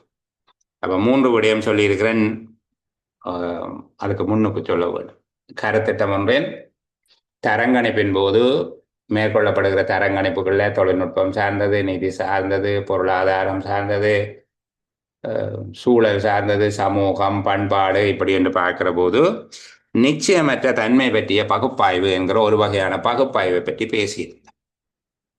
நிச்சயமற்ற தன்மை பற்றிய ஒரு பகுப்பாய்வு தொடர்பாக நாங்கள் பேசியிருந்தோம். அந்த நிச்சயமற்ற தன்மை பற்றிய பகுப்பாய்வுக்குள்ள 3 முக்கியமான பகுப்பாய்வுகள் இருக்கிறது. நான் இங்கு 7 விதமாக சொல்லப்பட்டிருந்தாலும் 3 முக்கியமான பகுப்பாய்வுகள் இருக்கிறது. ஒன்று உணர்திறன் பகுப்பாய்வு, 2வது லாப நட்டமற்ற நிலை பற்றிய பகுப்பாய்வு, 3வது இடர் பகுப்பாய்வு. இது இடர் பகுப்பாய்வு என்பதற்குள்ளே அடக்கி பார்க்கக்கூடியதாக ஏனையவற்றை நாங்கள் சூழ்நிலை பகுப்பாய்வு, மாண்டே கார்லோ சிமுலேஷன், தீர்மான மர பகுப்பாய்வு அல்லது முடிவு மர பகுப்பாய்வு, நிகழ்தகவு பகுப்பாய்வு என்கிற எல்லாவற்றையும் அதுக்குள்ளேயே உள்ளடக்கி பார்க்கலாம். பிரதானமாக 3 விடயங்கள் இருக்குது. இந்த 3ஐயும் நீங்கள் சொல்லக்கூடியதாக இருக்கணும். நிச்சயமற்ற தன்மையை மதிப்பிடுவதற்கான பகுப்பாய்வுகள் என்று கேட்டால் லாப நட்டமற்ற தன்மை அல்ல லாப நட்டமற்ற புள்ளி பகுப்பாய்வு, உணர்திறன் தன்மை பகுப்பாய்வு, இடர்நேர்வு பகுப்பாய்வு. இடர்நேர்வு பகுப்பாய்வை நாங்கள் வகைப்படுத்துகிறோம் 2 வகையாக, குவாலிட்டேட்டிவ், குவான்டிடேட்டிவ். அதாவது பண்புசார் பகுப்பாய்வு, அளவுசார் பகுப்பாய்வு என்று சொல்லி. பண்புசார் பகுப்பாய்வு என்பது அகவயத்தன்மை வாய்ந்ததாக இருக்கும். இதை வகைப்படுத்துகிற போது கடுமையானவை, நடுத்தரமானவை, சாதாரணமானவை என்று ஆபத்துக்களை வகைப்படுத்தி பார்ப்போம். இது அனுபவத்தின் அடிப்படையில் அல்லது நிபுணர்களுடைய தீர்மானங்களின் அடிப்படையில் இருக்கும். குவான்டிடேட்டிவ் என்றது அதாவது அளவு சார்ந்த பகுப்பாய்வு என்பது முழுவதும் விஞ்ஞான முறை, கணிப்பீட்டு முறை, கணித முறையிலானதாக இருக்கும். இது ஆபத்து காரணிகள் மற்றும் ஆபத்து நிலைமைகளை தரவரிசைப்படுத்துபவையாக அமைந்திருக்கும். சரியா? சரி, ஓரளவுக்கு நான் நம்புகிறேன் இந்த செயற்திட்ட தரங்கணிப்பு தொடர்பாக முக்கியமான சில விடயங்களை பார்த்திருக்கிறோம். நிறைவாக ஒரு விடயம் பேச வேணும். ஒரு சிறிய ஓய்வு எடுத்துக்கொண்டு தொடர்ந்து பேசுவோம் நாங்கள்.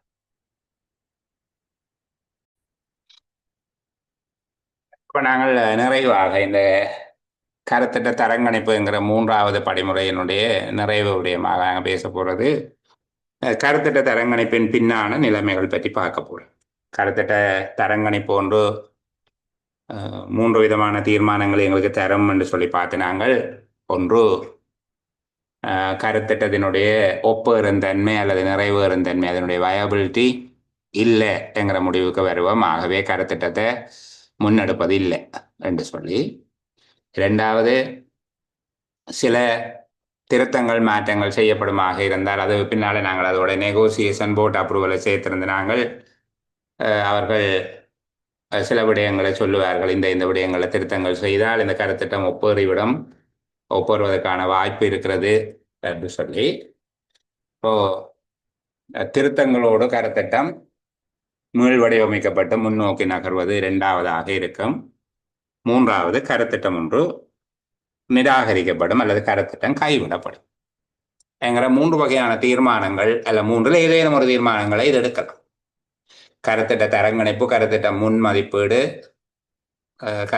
நாங்கள் சொல்லுகிற ப்ரொஜெக்ட் அப்ரைசல் பிரதானமாக எத்தகைய தீர்மானங்களுக்கு இட்டு செல்லும் என்று கேட்பார்களாக இருந்தால், நாங்கள் ஒன்று கருத்திட்டத்தினுடைய ஒப்புறும் தன்மை அல்லது அதனுடைய வயபிலிட்டி என்று சொல்றது, ஒப்புறும் தன்மை அல்லது நிறைவேற்றக்கூடிய தன்மை, இலக்குகளை அடையக்கூடிய இயல்பு என்பது சாதகமாக உள்ளது, கருத்திட்டத்தை முன்னெடுக்கலாம். அல்லது அடையாளங்கள் பண்ணப்பட்ட குறைபாடுகள் மட்டுப்பாடுகள் திருத்தம் செய்யப்பட்ட பின்னர் கருத்திட்டத்தை முன்னெடுத்தால் அதற்கான ஒப்புறு நிலை அல்லது வாழ்தகவு காணப்படுகிறது. அது அறவே ஒப்புறுந்தன்மை அற்றது, கருத்திட்டம் கைவிடப்பட வேண்டியது என்கிற மூன்று வகையில் தீர்மானங்களை எடுப்பதற்கு இது வழிவகுக்கும். கருத்திட்டம் ஒன்று முன்மதிப்பீட்டின் போது எவ்வாறான சந்தர்ப்பங்களில் கைவிடப்படும் அல்லது கருத்திட்டம் நிராகரிக்கப்படும்? கருத்திட்டம் ஒன்று நிராகரிக்கப்படுகின்ற சந்தர்ப்பங்கள், இதுதான் இறுதியான நிராகரிப்பு. இப்போ ஏற்றுக்கொள்ளப்பட்டதென்றால் நெகோசியேஷன் ஒன்று முடிஞ்சு போட்டு அப்ரூவல் வந்துருதுன்னா அதுக்கு பிறகு அது இம்ப்ளிமெண்ட் ஆகிடும், அதுக்கு நிதியீட்டம் செய்யப்பட்டு விடும். அதுக்கு பிறகு காசு போட்டு இந்த முன்னுக்கு கொஞ்சம் நிதி செலவிடப்படும், அது கட்டாயமான தவிர்க்க முடியாது ஆரம்ப செலவினங்களாக இருக்கும். அது கருத்திட்டத்துக்கு மேற்கொள்ளப்படுகிற ஆரம்ப செலவினங்கள், சரிதானே? அது வேறு சாத்தியவள ஆய்வு, முன் சாத்தியவள ஆய்வு, இந்த அப்ரைசல், இது எல்லாம் அதை செய்கிற நிபுணர்களுக்கெல்லாம் கொடுப்பனவு செய்யத்தானே வேணும், அதோட செலவு கொண்டு வரும். ஆனால் அதற்கான மூலதன செலவினம், அந்த நிதியீட்டம் இதற்கு பின்பாகத்தான் நிகழப்போகுது. நிதியீட்டம் ஒன்று நிகழ்ந்தால் அது இம்ப்ளிமெண்ட் ஆகிடும், அது அமுலுக்கு வந்துவிடும். அமுல்படுத்தப்படுவதா இல்லையாங்கிறத தீர்மானிக்கிற கட்டமாக, அது இறுதி கட்டமாகத்தான் இந்த தரங்கணிப்பு என்பது இருக்க போகுது, அப்ரைசல் இருக்க போகுது. இப்ப தரங்கணிப்பின் போது கருத்திட்டம் ஒன்று நிராகரிக்கப்படத்தக்க சந்தர்ப்பங்கள் இவை, எவ்வாறான காரணிகளின் அடிப்படையில் கருத்திட்டம் ஒன்று நிராகரிக்கப்படலாம் என்று எங்கள்கிட்ட கேட்க. அப்படி கேட்கப்பட்டால் நாங்கள் எந்த விதமான காரணிகளை பகுப்பாய்வு செய்திருந்தோமோ, அப்ரைசல் ஒன்று செய்கிற போது நாங்கள் சில காரணிகளை சொல்லியிருந்தோம் தானே.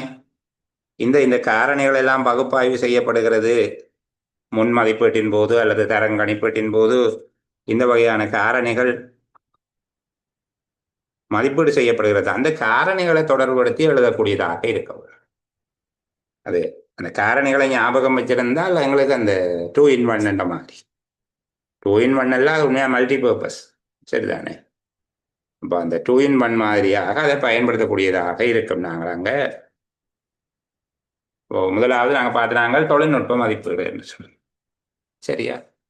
அதே போல பொருளாதார நன்மை மதிப்பீடு,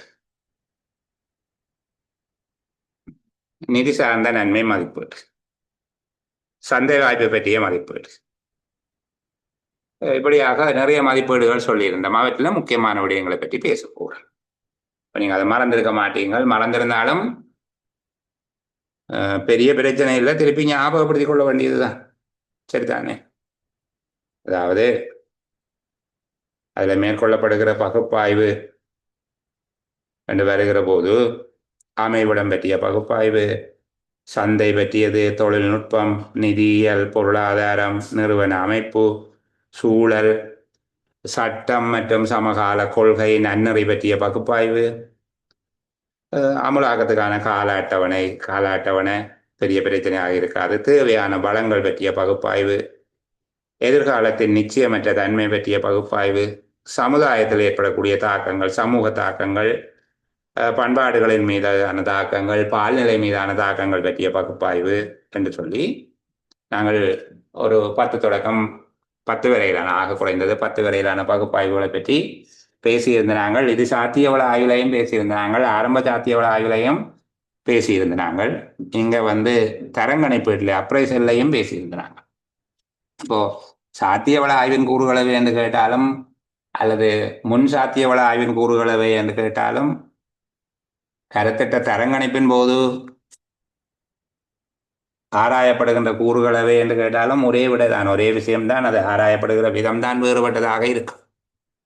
அது உங்களுக்கு தெரியும். கருத்திட்டத்தின் அமைவிடம் என்பதில் ஆரம்பித்து ஒரு ஆக குறைந்தது 10-15 வரையிலான விடயங்கள் நாங்கள் சொல்லியிருக்கிறோம். இது எப்படி ஆராயப்படும் என்ற ஆரம்ப சாத்தியவள ஆய்வுங்கிற போது 2ஆம் நிலை தரவுகளினுடைய அடிப்படையில், ஏற்கனவே இருக்கக்கூடிய விடயங்களினுடைய அடிப்படையில் ஒரு மேலோட்டமான வாய்ப்பு பார்த்தலாக அது இருக்கும். ஒரு மேலோட்டமான வாய்ப்பு பார்த்தலாக இருக்கும். இது கருத்திட்டத்தை அடையாளம் காணுகிற அல்லது கருத்திட்டத்தை நடைமுறைப்படுத்த நினைக்கின்ற நிறுவனமோ அமைச்சோ திணைக்களமோ செய்வதாக இருக்கும். இதன் மூலமாக ஒரு ஆரம்ப அங்கீகாரம் உண்டு, முதல் நிலை அங்கீகாரம் அல்லது ஆரம்ப அங்கீகாரம் உண்டு, பெற்றுக்கொள்ளப்படும் கொள்கை அளவிலான அங்கீகாரம், பூர்வாங்க அங்கீகாரம் உண்டு. சரியா, அதை செய்யுங்கோன்னு பார்ப்போம், செய்யலாம் போல இருக்கின்ற மாதிரியா எடுத்துக்கொள்வோம். இப்போ பூர்வாங்க அங்கீகாரம் ஒன்று கிடைத்ததுக்கு பிறகு அது நுணுக்கமாக, மிக ஆழமாக, என்ன ஆன்று அகழ்ந்து நுணுக்கமாக அதனுடைய சாத்தியம் தொடர்பாக கருத்திட்டத்தை நடைமுறைப்படுத்த எதிர்பார்க்கின்ற அல்லது கருத்திட்டம் வேண்டப்படுகின்ற அமைச்சு, திணைக்களம் அல்லது நிறுவனம் செய்கிற ஆக்கள்லாம் வேறு. அப்போ அங்கே அது நிபுணர்கள் குழு ஈடுபடுத்தப்பட்டு இந்த கூறுகள்லாம் திருப்பியும் ஆராயப்பட போகுது. ஆனால் இப்போது முதல் நிலை தரவுகளின் அடிப்படையில், நேரடியான தரவுகளின் அடிப்படையில் புதிதாக தரவுகள் பெறப்பட்டு அவை பகுப்பாய்வு செய்யப்பட்டு ஆராயப்பட போகுது. இதனுடைய ஒப்புகரும் தன்மை தொடர்பாக, இதனுடைய நிலைவேறான தன்மை தொடர்பாக கருத்திட்ட நிறுவனத்தினால செய்யப்படுகின்ற இறுதி எத்தனமாக இருக்கும். அவர் செய்கிற இறுதியான எத்தனம். அதுக்கு பிறகு 3ஆம் தரம் இதே விடயங்கள் ஆராயப்படும்.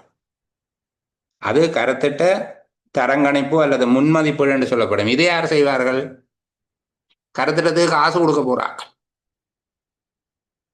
கருத்திட்டத்துக்கு காசு கொடுக்க போறார்கள் அல்லது கருத்திட்டம் சம்பந்தமா பிரச்சனை வந்தா பொறுப்பு சொல்ல வேண்டியார்கள்.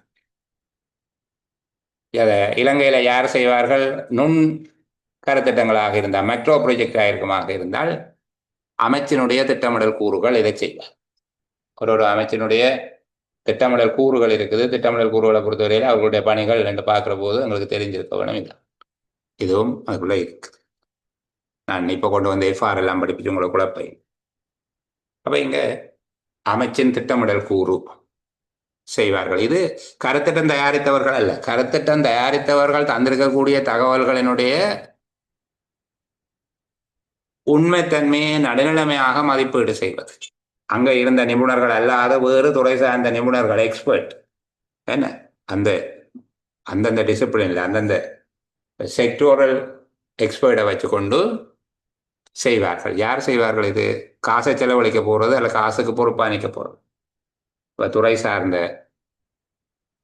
அமைச்சு, அந்த அமைச்சினுடைய திட்டமிடல் கூறு இதை செய்யும். அல்லது அரசாங்கத்தினுடைய சார்பில் தேசிய திட்டமிடல் திணைக்களம் இதனை செய்வார்கள். அல்லது நிதி வழங்குனர்கள் என்றது ஃபண்டிங் ஏஜென்சியோ டோனர்ஸ், நிதி வழங்குனர்கள் அல்லது நன்கொடையாளர்கள், நிதி கொடையாளர்கள் இதனை செய்வார்கள். அவர்கள் இவை செய்தது சரியோ என்று சொல்லி இவர்கள் செய்த ஆக்களை விட்டு வேறு ஆக்களை கொண்டு செய்து பார்க்க போகிறார்கள். அப்படி செய்கிறதுக்கு பேர் தான் அப்ரைசல் என்று பார்க்கிறாங்க. இப்போ பாருங்க, 3 in 1. ஆரம்ப சாத்திய வள ஆய்வில் மேற்கொள்ளப்படுகிற ஆய்வுகளவை அல்லது ஆரம்ப சாத்திய வள ஆய்வின் கூறுகளவை என்று கேட்டாலும், சாத்திய வள ஆய்வின் கூறுகளவை என்று கேட்டாலும், செயற்திட்ட தரங்கணிப்பின் கூறுகளவை என்று கேட்டாலும் இவ்வளவும் ஒரே விடையாக இருக்க போகுது. இப்படி இந்த அளவுக்கு அந்த புரிதல் இருந்தால் இலகுவாக ஒரு மாதிரியாக வெற்றி அடைந்து கொள்ளலாம். சரி, இப்போது இந்த தரங்கணிப்பு இதனுடைய வயபிலிட்டி, இதனுடைய வாழ்தகவு அல்லது ஒப்புறும் நிலையினை சாதகமான ஒன்றாக காட்டவில்லை. சாதகமான ஒன்றாக காட்டாத போது எடுக்கக்கூடிய தீர்மானம் என்ன? அப்படி கருத்திட்டத்தை கைவிடுகிறோம், அந்த தீர்மானத்தை எடுக்கிறோம். அதாவது கருத்திட்டத்தை நிராகரிக்கிறோம். யாரு? ஃபண்டிங் ஏஜென்ட்ஸ் அல்லது டோனர்ஸ். கருத்திட்டம் நிராகரிக்கப்படுவதற்கான காரணங்கள் எவை என்று அடுத்த கேரிங்க போட்டுக்கொள்வோம். சரிதானே? இதுக்கு நோட்ஸ் கொடுக்க மாட்டேன், சொல்லுகிறேன், நீங்கள் அதை ப்ரிப்பேர் பண்ணிக்கொள்ள வேண்டும். கருத்திட்டம் நிராகரிக்கப்படுவதற்கான காரணங்கள்: 1, பொருத்தமற்ற தொழில்நுட்பம்.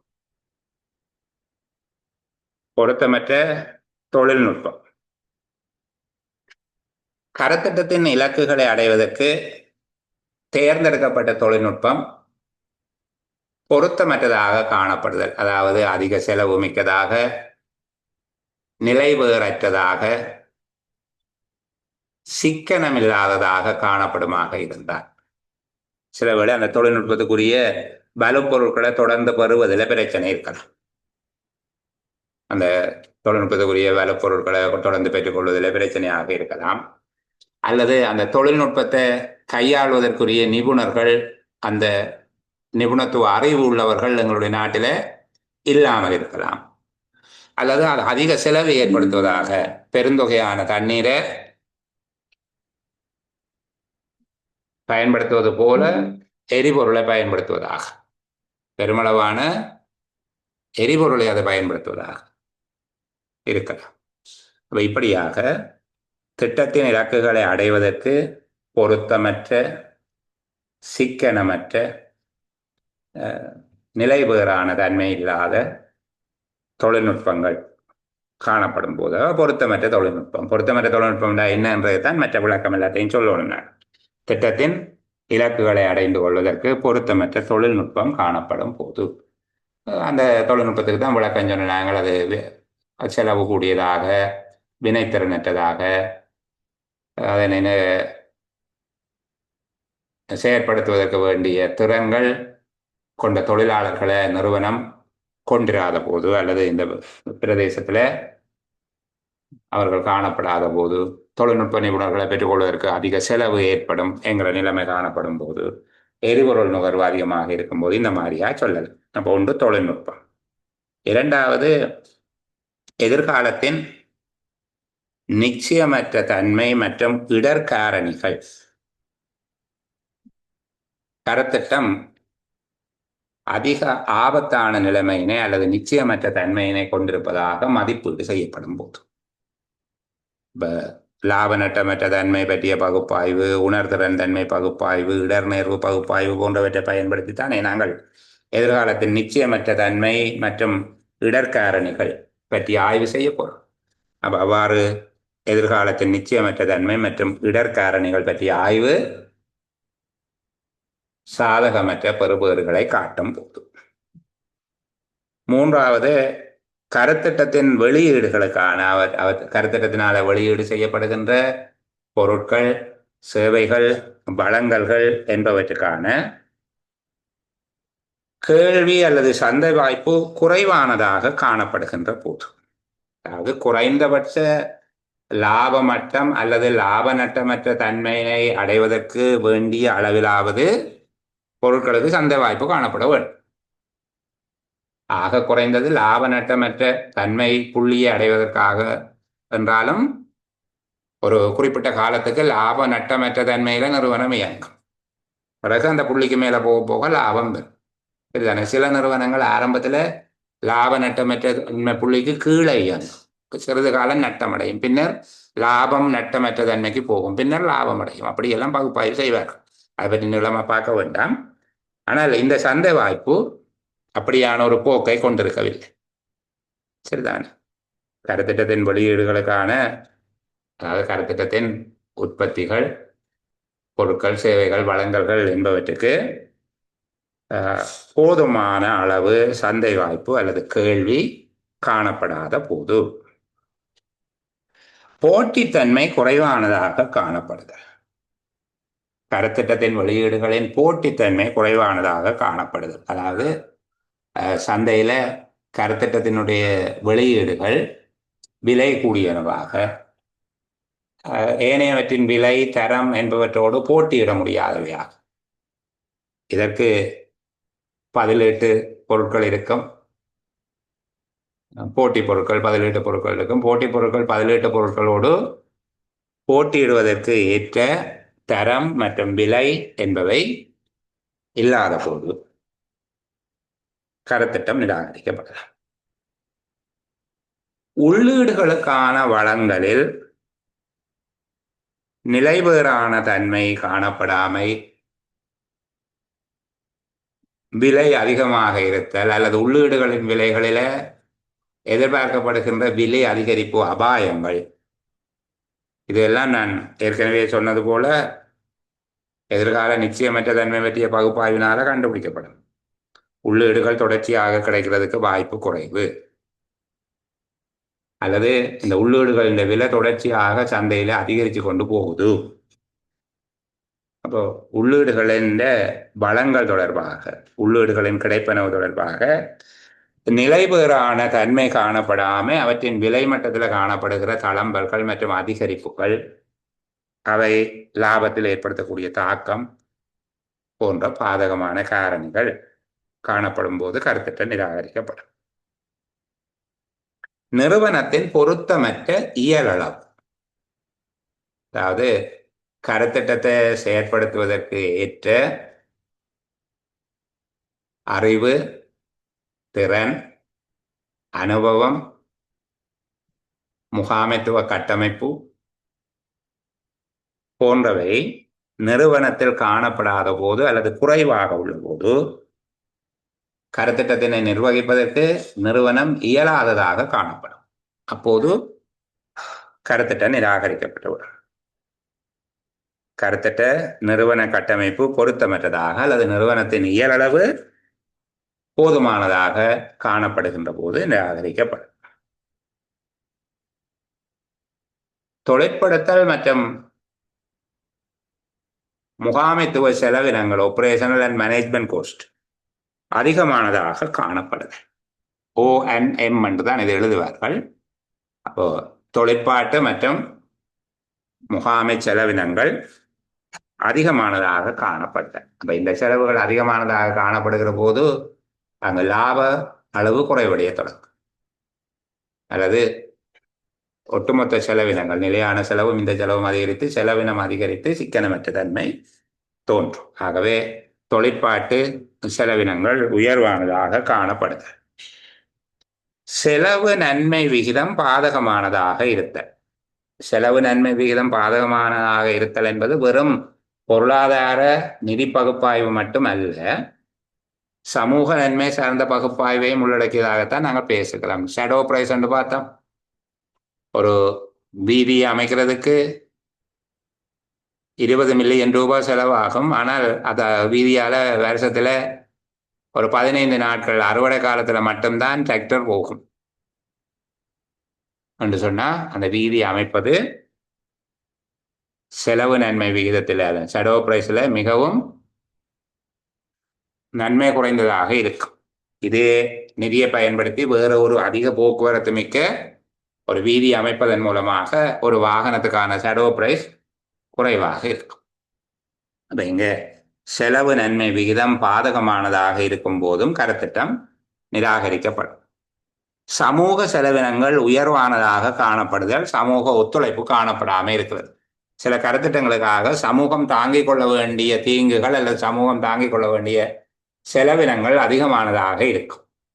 இப்போ அதுல சமூக செலவினங்கள் இருக்கா இல்லையா எனக்கு தெரியாது. ஆனால் குறிப்பாக மன்னார் காற்றாலை திட்டம், சரிதானே, அது ஓரளவுக்கு இணக்கப்பாட்டுக்கு வரப்பட்டிருக்கு. சில திட்டங்கள் தொடர்ச்சியாக நெருக்கடியை கொடுக்கப்படுமாக இருந்தால் அதானியினுடைய நிறுவனத்தினுடைய கருத்திட்டம் முதல்ல கைவிடப்பட்டது. அதானி நிறுவனம் செயற்படுத்த இருந்த கருத்திட்டம் ஒன்று கைவிடப்பட்டிருந்தது.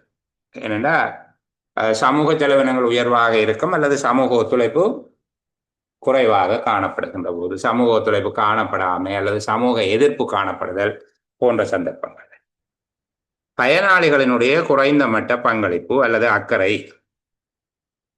சில திட்டங்களை மதிப்பீடு செய்கிற போது பயனாளிகளுடைய பங்குதாரர்களுடைய ஆர்வம் மதிப்பீடு செய்யப்பட்டால் அவர்கள் அதில் ஆர்வமாக காணப்படாமல் பயனாளிகளுடைய குறைந்த மட்ட பங்களிப்பு காணப்படுகிறது அல்லது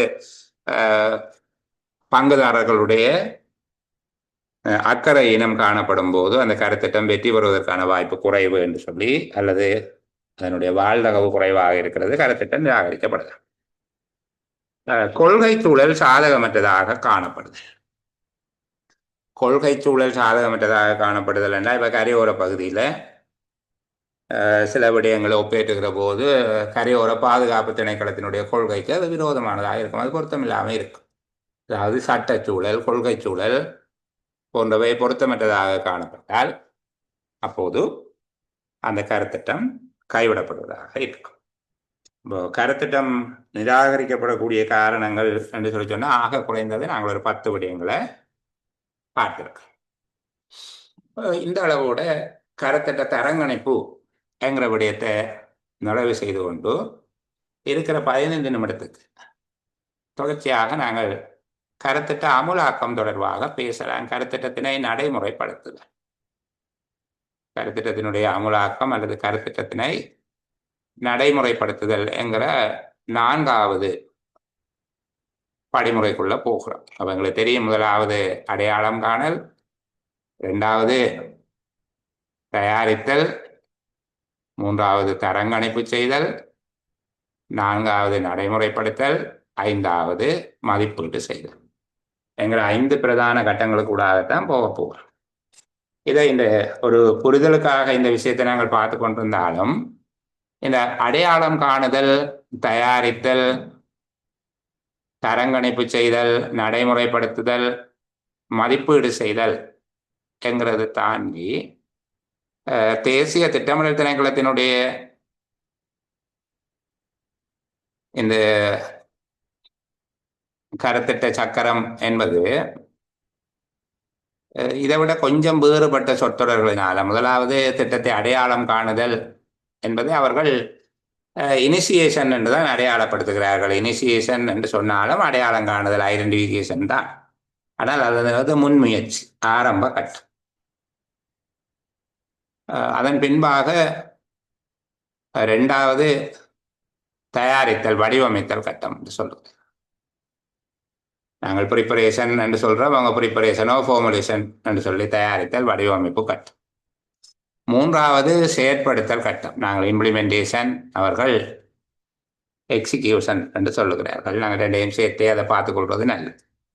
அப்போ இந்த இடத்துல அந்த தயாரித்தல், வடிவமைத்தல் என்பதுக்குள்ள எல்லா விதமான விடயங்களும் அவர்கள் உள்ளடக்கி விடுகிறார்கள். அதாவது அப்ரைசல் எல்லாத்தையும் அதுக்குள்ளேயே போட்டுடுறாங்க. முதலாம் கட்டம் அடையாளம் காணுதல் அல்லது இனிஷியேஷன், 2ஆம் கட்டத்தை தயாரித்தல் கட்டம் என்று சொல்லியும், 3ஆம் கட்டம் பிறகு இந்த அப்ரைசல், நெகோசியேஷன், போர்ட் அப்ரூவல், அதுகள் எல்லாம் சேர்த்து இதுக்குள்ளேயே போட்டுருக்காங்க. திட்டம் தயாரித்தல், வடிவமைத்தலுக்குள்ளேயே அது வந்து. அடுத்தது இம்ப்ளிமெண்டேஷன், 3ஆவதாகவே அவர்கள் நேர இம்ப்ளிமெண்டேஷனை போகிறார். 4வது கண்காணிப்பும் மதிப்பீடு. 4வது கண்காணிப்பு மதிப்பீடு. நாங்கள் இந்த படிமுறையாக இறுதியாக வைத்திருக்கிற மதிப்பீடுன்னு சொல்லி அவர்கள் அதுக்கு முன்பாகவே கண்காணிப்பு, மதிப்பீடு எல்லாத்தையும் ஒன்றா போட்டு வச்சு. அடுத்தது முடித்தல், பூர்த்தி செய்தல், கம்ப்ளீஷனோ க்ளோசர் என்று சொல்லி சொல்றாங்க. இங்க அது நான் உங்களுக்கு அந்த டியூட்டில் சேர்த்து கொடுத்தார். அந்த பகுதியை கொஞ்சம் பார்த்துக்கொள்ள வேணும். என்னென்றால் தேசிய திட்டமிடல் திணைக்களத்தினுடைய மாதிரிக்கு அமைவாகத்தான் இலங்கையில் நடைமுறையில் இருக்கிறதாக நாங்கள் தேசிய திட்டமிடல் திணைக்களத்தினுடைய மாதிரியை பின்பற்றி அதை படித்து வச்சிருக்கிறது நல்லது. சரியா? தேசிய திட்டமிடல் திணைக்களத்தினுடைய கருத்திட்ட மாதிரி என்பது இந்த அமைப்பில் தான் இருக்கு. இதில் இனிசியேஷன் என்று சொல்லப்பட்டாலும் அவர்கள் அதை ஐடென்டிஃபிகேஷன் என்கிற சமமான சொல்ல பயன்படுத்திக் கொள்கிறார்கள். அப்போ நீங்கள் முதலாவது அடையாளம் காணுதல், இரண்டாவது திட்டமிடல், மூன்றாவது நடைமுறைப்படுத்தல், நான்காவது கட்டுப்படுத்தல், ஐந்தாவது நிறைவுறுத்தல் என்கிற 5 கட்டங்களாக இதனுடைய வாழ்க்கை சக்கரத்தை வைத்திருக்கிறோம். இந்த பகுதியை கொஞ்சம் பார்த்து வச்சிருங்க. கேள்வியை பார்த்து அதுக்கேற்றபடி அவதானமாக எழுதுங்க. பெரும்பாலும் இந்த விடை அப்படியே ஏற்றுக்கொள்ளப்படும். பெரிய அளவுக்கு அதில் வேறுபாடு இல்லை. நீங்கள் அடையாளம் காணுதல், தயாரித்தல், தரங்கணிப்பு, நடைமுறைப்படுத்துதல், மதிப்பீடு செய்தல் என்று சொல்லி காட்டுகிற அந்த விடயத்தை இதோடு ஒப்பிடுகிறதுல பெரிய வேறுபாடு இல்லை. இதுதானே அடையாளம் காணுதல், இனிசியேஷன், அது சரி. அடுத்தது இந்த கட்டத்தை அவர்கள் முழுமையாக இந்த கட்டத்தை 2வது கட்டத்தை இந்த பிளானிங்குள்ளேயே கொண்டு வரார்கள். தயாரித்தல் என்பதுக்குள்ள கொண்டு வரார்கள். 3வது நடைமுறைப்படுத்தல், அது பிரச்சனை. சரிதானே? 4வது கட்டுப்படுத்தல், மேற்பார்வை செய்தல் என்று சொல். கட்டுப்படுத்தல் என்பதாகத்தான் அந்த பகுதியை காட்டுகிறார். 5வது முடிவுறுத்துதல். இந்த சின்ன வேறுபாடு ஒன்று இருக்குது. தேசிய திட்டமிடல் திணைக்களத்தினுடைய கருத்திட்ட சக்கரத்தில் இருக்கக்கூடிய அந்த வேறுபாடு ஒன்று கருத்தளவில் ஒன்றாக இருந்தாலும் அதனுடைய படிமுறைகளை வகைப்படுத்துகிற போது கொஞ்சம் வித்தியாசம் இருக்கு. அந்த பகுதியை கொஞ்சம் இப்போ பார்க்கும். சரிதானே? தேசிய திட்டமிடல் திணைக்களத்தினுடைய கருத்திட்ட சக்கர படிமுறைகள் என்று வருகிற போது 5 விதமாக தேசிய திட்டமிடல் திணைக்களம் இந்த மாதிரியான பிரதான கட்டங்களாக இதை பிரித்து வச்சிருக்கு.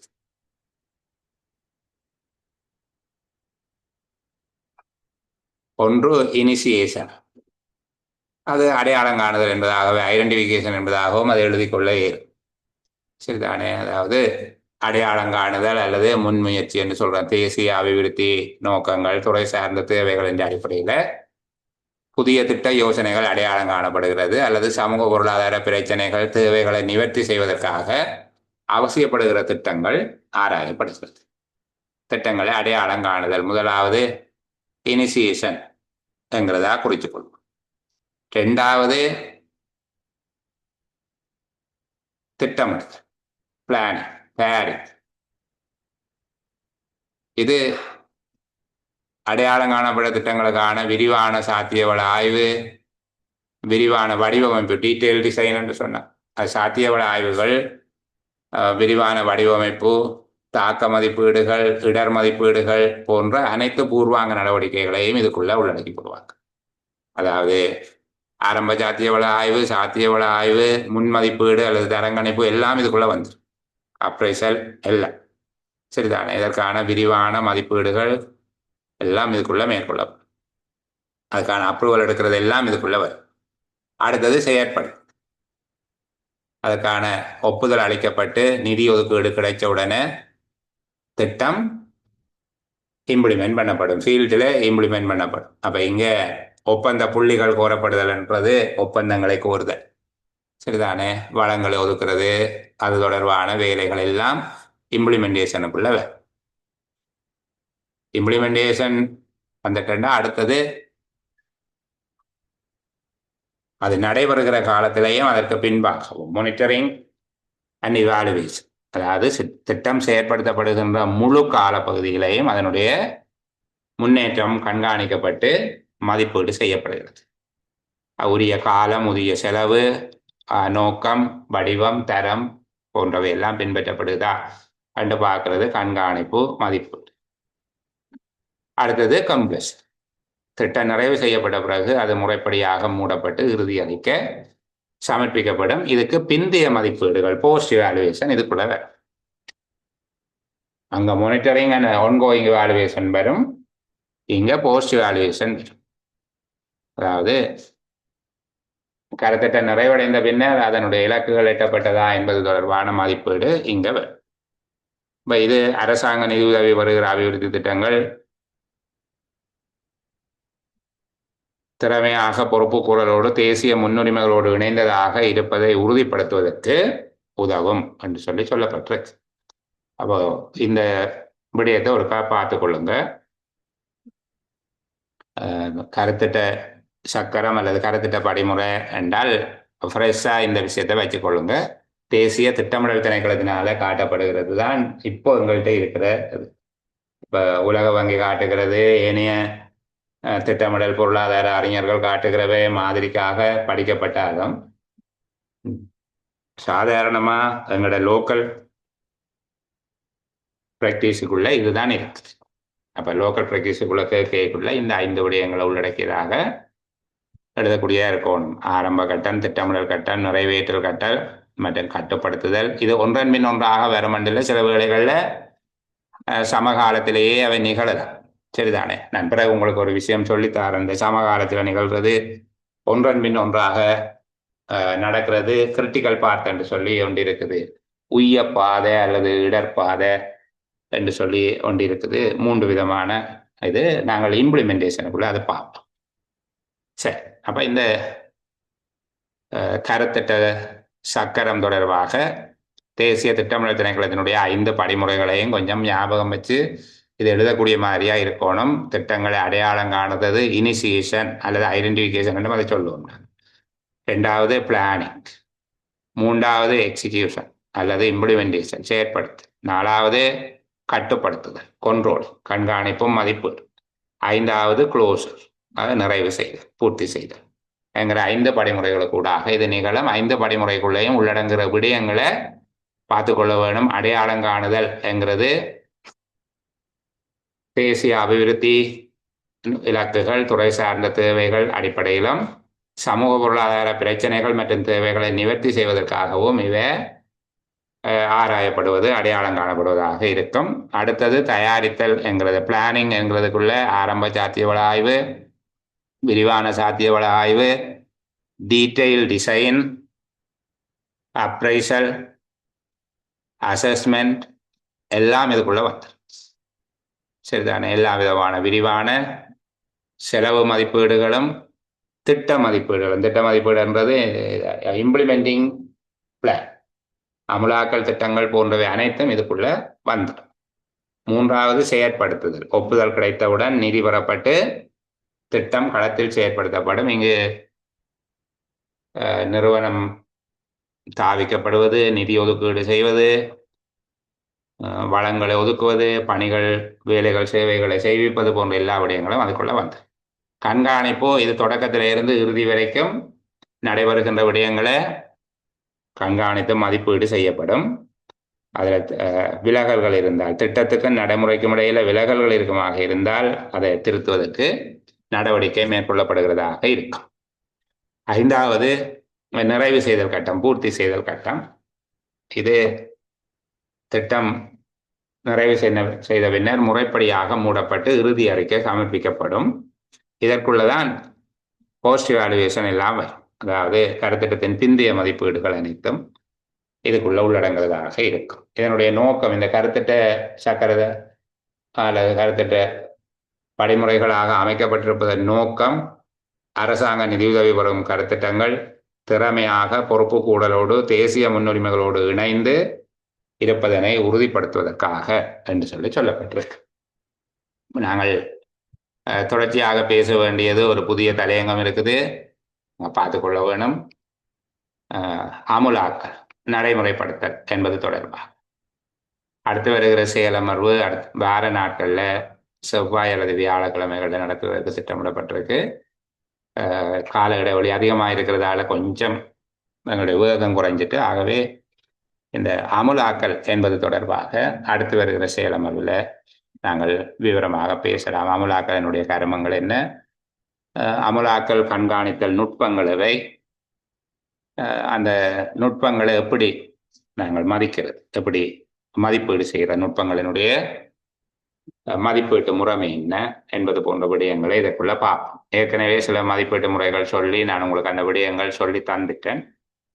அது அப்ரேஷனில் வந்தாலும் சரி, இங்கே திறன் மதிப்பீட்டுக்கு வந்தாலும் சரி, இந்த net present value, returning rate, இந்த மாதிரியான விடயங்கள் எல்லாம் சொல்லப்பட்டிருக்கு. அது திரும்ப திரும்ப பேச வேணாம், அது கொஞ்சம் பார்த்துக்கொள்ளுங்க. இனி நாங்கள் அமுலாக்கல் சார்ந்த இந்த கான்சாட் இந்த மாதிரியான சில விடயங்கள் இருக்குது. உய்யப்பாதை என்று சொல்லி இருக்குது, அந்த பிரேக் டவுன் சிஸ்டம் இருக்குது, துண்டாக்கல் முறைமை, இந்த மாதிரியான முறைமைகளை கூட 3 வகையான முறைமைகள் இருக்குது. அந்த 3 முறைமைகளையும் பயன்படுத்தி எப்படி பார்க்கிற கருத்திட்டத்தை திட்டமிடுகின்றது, அதாவது அமுலாக்கல் திட்டமிடலாம். சாதாரண திட்டமிடல, கருத்திட்ட விரிவான வடிவமைப்பு அல்லது விரிவான திட்டமிடுதலின் போது, கருத்திட்டத்தின் விரிவான திட்டமிடல், கால அட்டவணை தயாரித்தல், கட்டுப்படுத்தல் போன்ற செயற்பாடுகளின் போது பயன்படக்கூடிய முக்கியமான உத்திகள். அதுல கிரிட்டிக்கல் பாத் மெத்தட் ஒன்று இருக்குது, உய்யப்பாதை முறைமை, கான்சாட் வரைபடம், கான் என்பவருடைய ஒரு வரைபட முறைமை இருக்குது, வேலை துண்டாக்கல் அமைப்பு முறை, பிரேக் டவுன் ஸ்ட்ரக்சர் என்று சொல்றது. இப்போ இந்த 3 விதமான உத்திகள், அந்த அதை பற்றி கேள்விகள் கேட்கறதுக்கு வாய்ப்பு இருக்குது என்கிட்ட கேட்கலாம். அந்த உத்திகள் தொடர்பாகவும் அமலாக்கலினுடைய முக்கியமான கடமைகள் அல்லது அமலாக்கலினுடைய முக்கியமான படிமுறைகள், கருமங்கள் என்பது தொடர்பாகவும் தொடர்ந்து வருகிற செயலமர்வில் கலந்துரையாடுவோம். இதில் இருக்கிற பாடக்குறிப்பு உங்களுக்கு பதிவிடப்படும். அந்த விடயத்தை திரும்ப ஒருக்கா பார்த்துக்கொள்ளுங்க, அது விளக்கமாக இருக்கும். இப்போ இந்த அளவில் நான் ஒளிப்பதிவை நிறுத்தி வைத்துக் கொள்ளுகிறேன். நீங்கள் ஏதாவது சொல்ல விரும்பினால் உங்களுக்காக காத்திருக்கிறேன். இந்த அளவோட விடைபெறுகிறவர்களுக்கு பாய் பாய்.